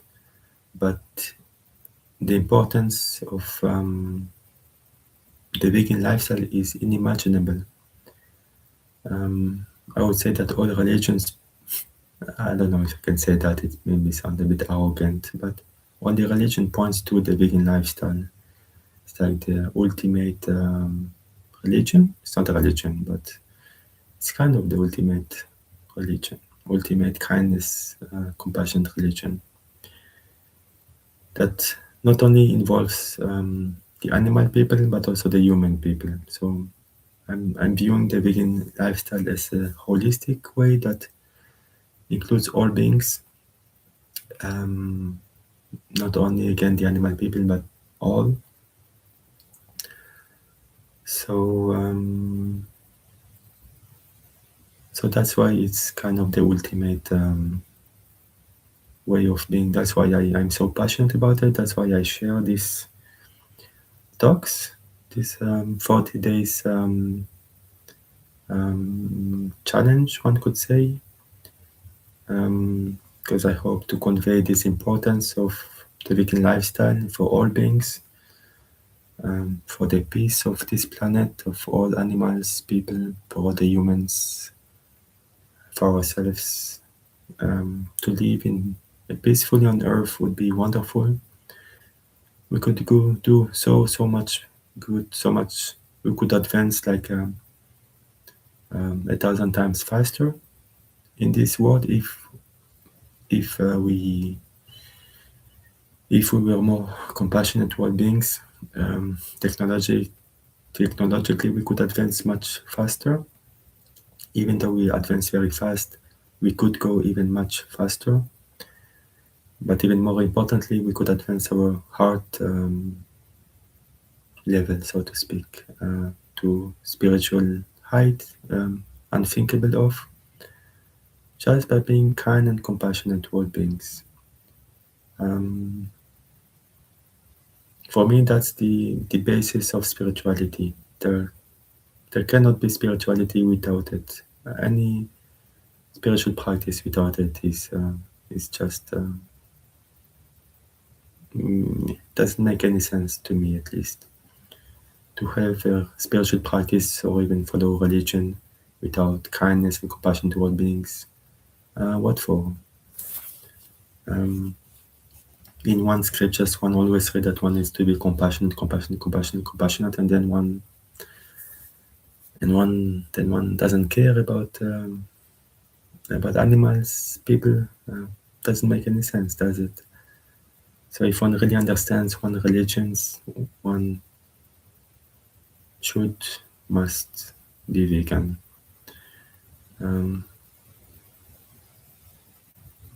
One day, I hope, in my lifetime. As I said, I think ChatGPT believes it will be happening in 2000, what was it, 70 or 80? So just in 30 or 40 years that mostly the beings on this planet will be mostly vegan, maybe not all, that will probably not be possible. But out of probably necessity, because of the way we destroy this planet, then we'll have no choice but go vegan. Why not? We need a reason. But yeah, clearly we see that this world is moving toward compassion. I mean, clearly I'm not sure, but we do see it. Clearly, for example, from the vegan perspective, there are so many vegan products that happen, that is created. So many wonderful plant-based diets, and the people consciousness starts to open. A big part of it is because of the internet. The internet can be both a wonderful thing and maybe not so wonderful, but it can be wonderful things for spreading good info. Okay, also spreading gossip and whatnot, but yeah, to spread kind of the truth about some things, and about the vegan lifestyle, especially about animal rights. Even though it seems it's maybe not enough, some people, it's hard for people to change. I do not understand it, but because for me, once one knows the pain and suffering of beings, of animals, one should just, yeah, how can one ignore it? Why? It's not possible. I'm not saying that when we grow up, most of us are not born in vegan families or vegetarian families. So then we just eat whatever our family eats. But then when we grow up and we start to hear or to know about certain things about what we do that are not good, then we should act upon it. We should not close our eyes and hearts, but open them. And many people do that nowadays, especially I believe the young people. The future, but not only the young, also the older. I mean, all beings start to open their hearts, and we see it clearly with a lot of initiative, but by so many people, like Veganuary. Veganuary is one of the most wonderful organization and activity that has ever happened in this world, I believe, in all time. That's how big it is. Veganuary, it has, I think, made clear to millions of people the importance of the vegan lifestyle, how important it is, of course, for the animals, the plant, and one's health. I think many people go to it for the health, and that is perfectly fine. And yeah, if anybody is watching this that is not yet vegan, I would highly recommend to do the Veganuary challenge. So it's like 31 days, I believe, of assistance, and one gets also a beautiful book, actually several booklets of recipes and general information about the vegan lifestyle, general misinformations also, like where does one get one protein or calcium. No, it doesn't come only from meat or dairy, and so on and so forth. So yes, so I don't know how I started to talk about all this. I think I talked a bit too much. I apologize.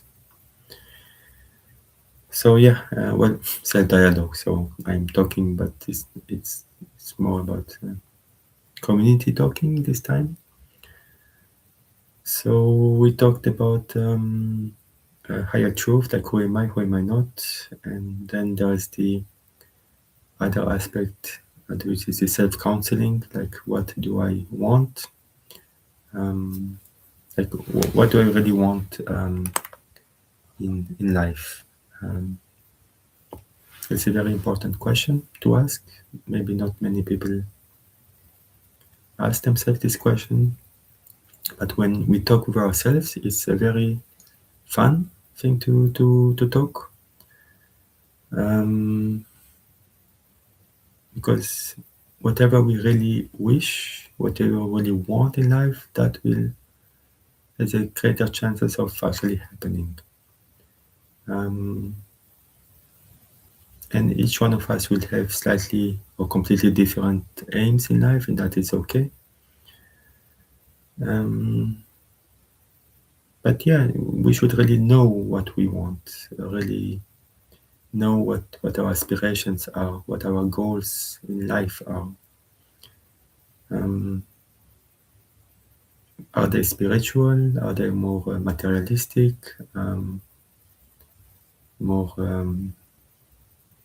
yeah, learning hobbies or learning to play good sports or logic games, like any logic game.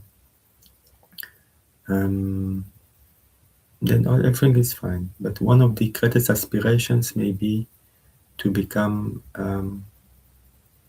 a kinder, more compassionate being, and also understand what kindness and compassion actually really mean, and to expand our hearts to all beings. That's one of the greatest aspiration, I would say. And then there's also aspiration about meditation, about spiritual elevation, having spiritual, like maybe mystical experiences. That's also an aspiration to many, and that is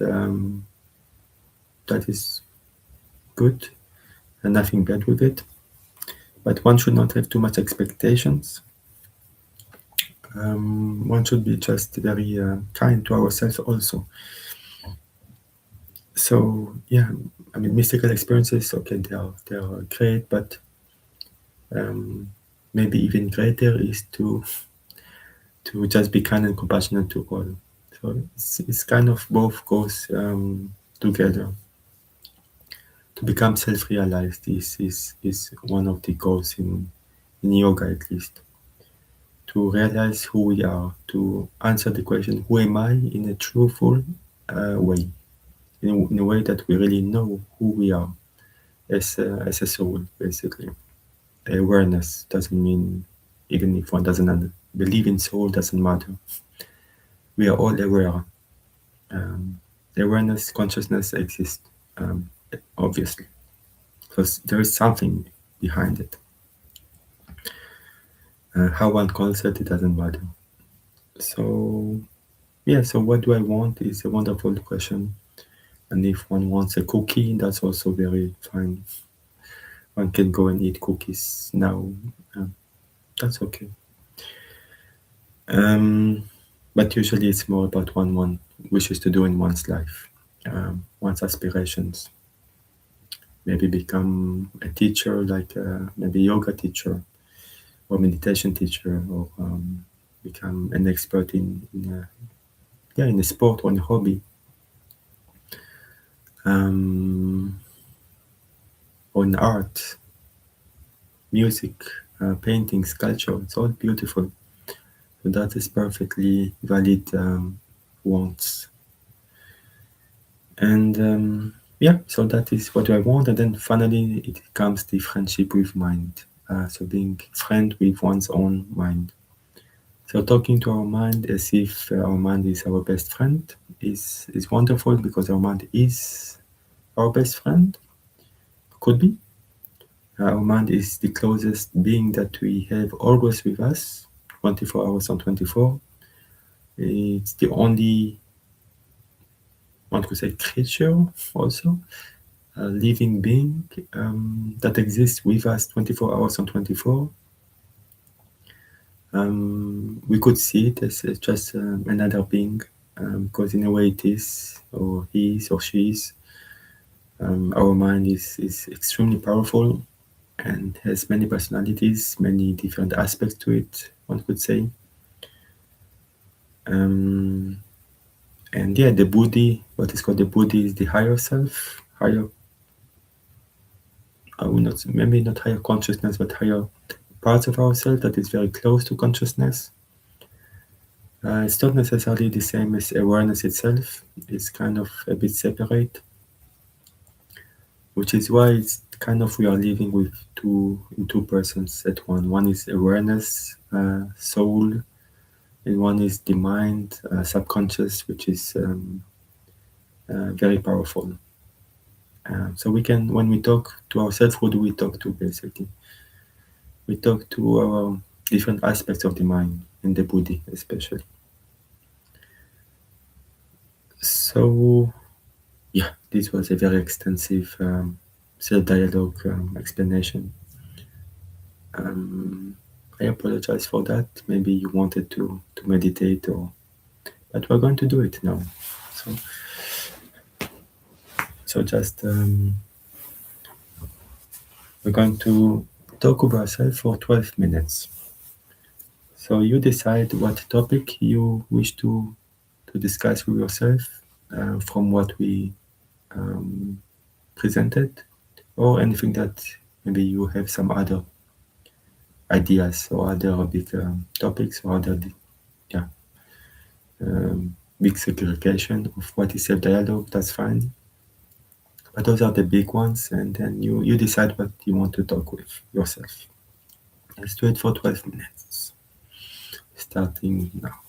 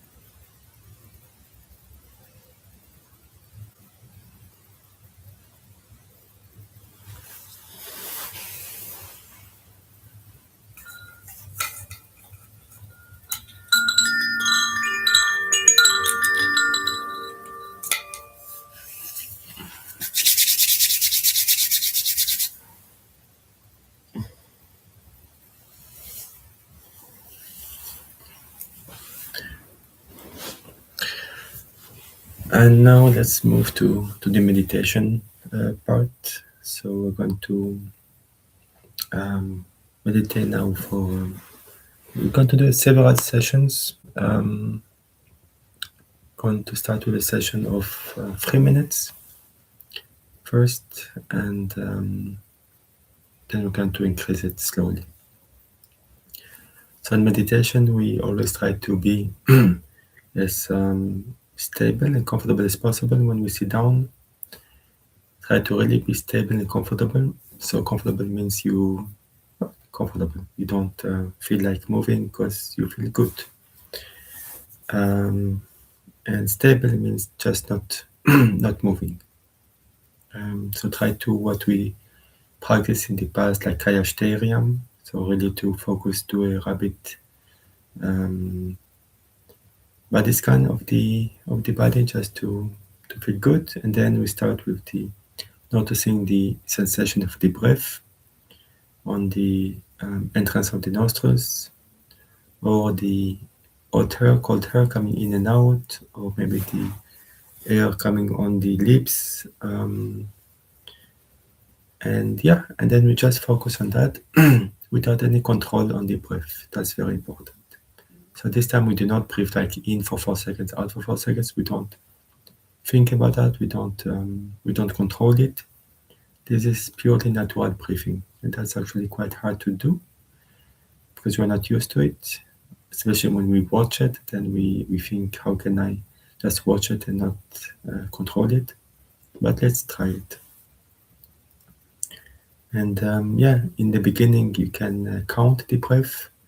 Like when you breathe in, like and out, then it's 1, then 2, 3, 4, 5, then back to 1. You can, when you breathe in, you think in. When you breathe out, you think out. And if there are thoughts that come and that don't go away, you think the word thinking, which is kind of compartmentalizing the thoughts. And then it's easier to it's like acknowledging the thoughts, and then once acknowledged, usually the thoughts subsides. And then one can return to the being aware, to awareness. And then, yeah, it's mindfulness. Whenever the mind wanders, very gently, mindfully, we bring it, or him or her, back to the center, to our object of concentration. So let's do that for 3 minutes.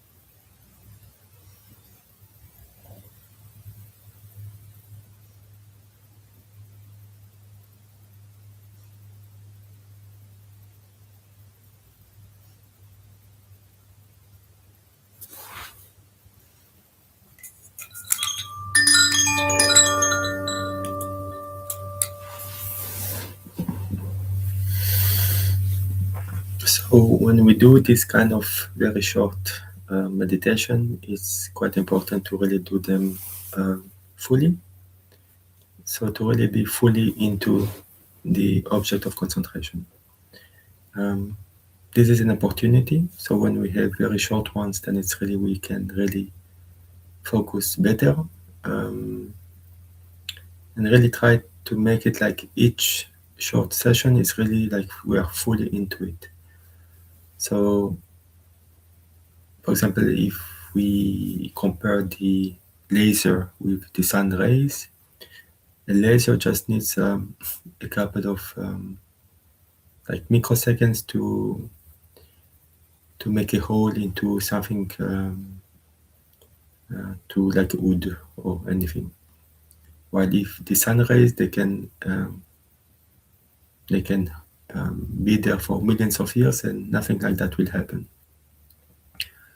So a one-pointed concentration is extremely powerful, and that is similar to laser. So it's like one focus is similar to this very energetic laser beam that we project from ourselves into our object of concentration, basically.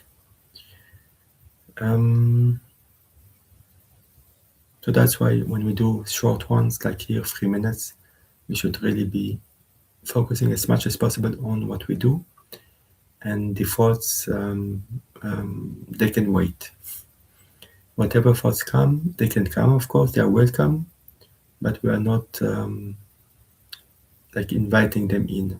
It's like maybe you can imagine that like a house, people come to your home, maybe they knock on your door, maybe they are friends, maybe they are neighbors, and they always want just to chat. But you are inside, you are working on something important, and you don't want to open your door, so you keep the door closed. Simply as that. Just maybe you put a sign on the door. I'm out for 3 minutes.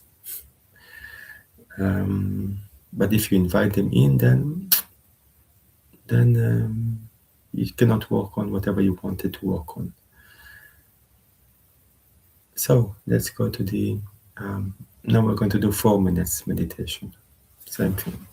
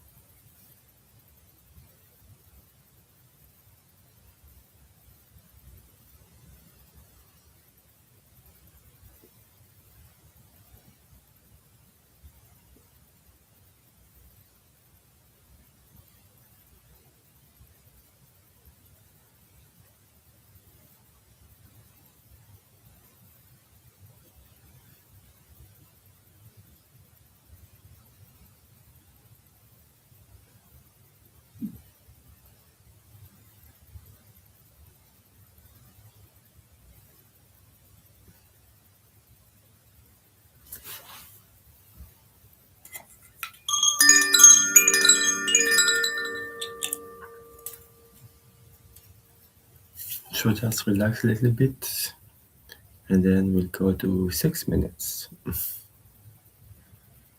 Try to see how you feel differently from one duration to the next. Is your concentration worse, better, harder?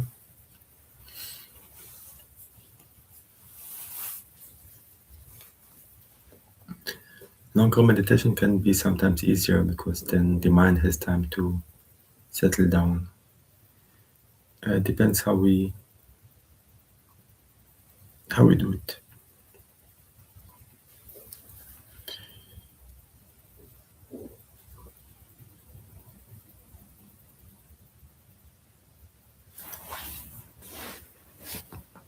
Okay, so let's go for 6 minutes.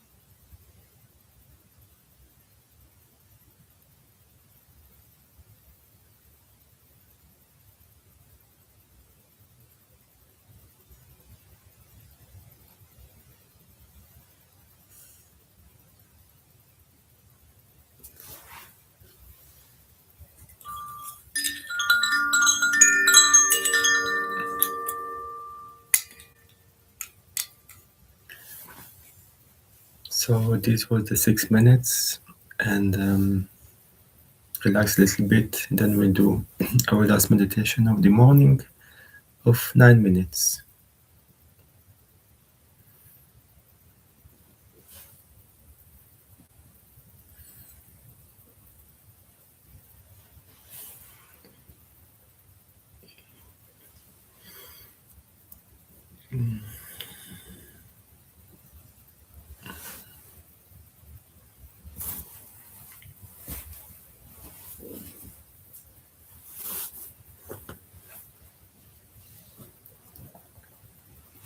Okay, so let's start the last meditation.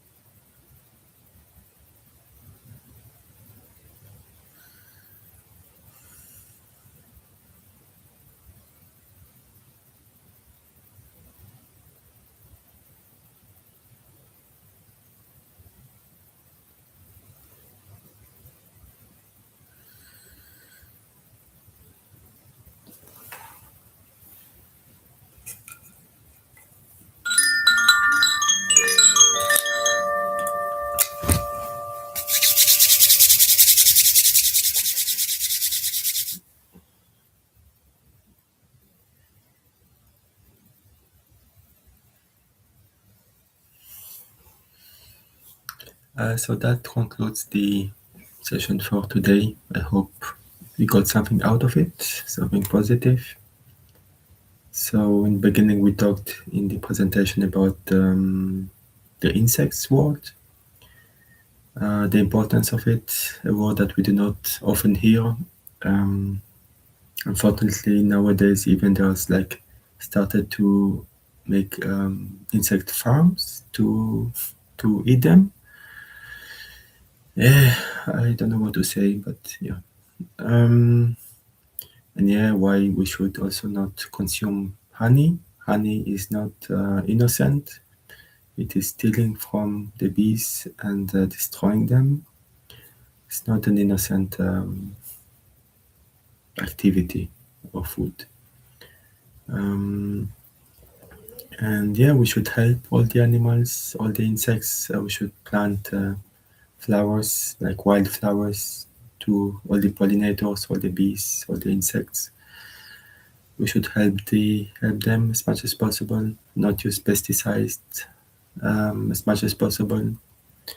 Um, Farm organic food also in our gardens. And yeah, so I talked today quite a lot about this dialogue, which I think is quite important. And yeah, so let's end with the mantra Loka Samasta Sukhino Bhavantu. Loka Samasta Sukhino Bhavantu. May all the beings in all the worlds be happy and free. And may our thoughts, words, and deeds contribute in some way to that happiness and freedom for all. Om Shanti Shanti Shanti. Om peace to all of nature, peace to all beings, to all living beings, to all humans, to all animal people, to all insects, and finally peace to ourselves, to our own mind. Om. So thank you so much for being here. I wish you a wonderful, wonderful, wonderful day with the best of wishes and hope to see you soon. Bye.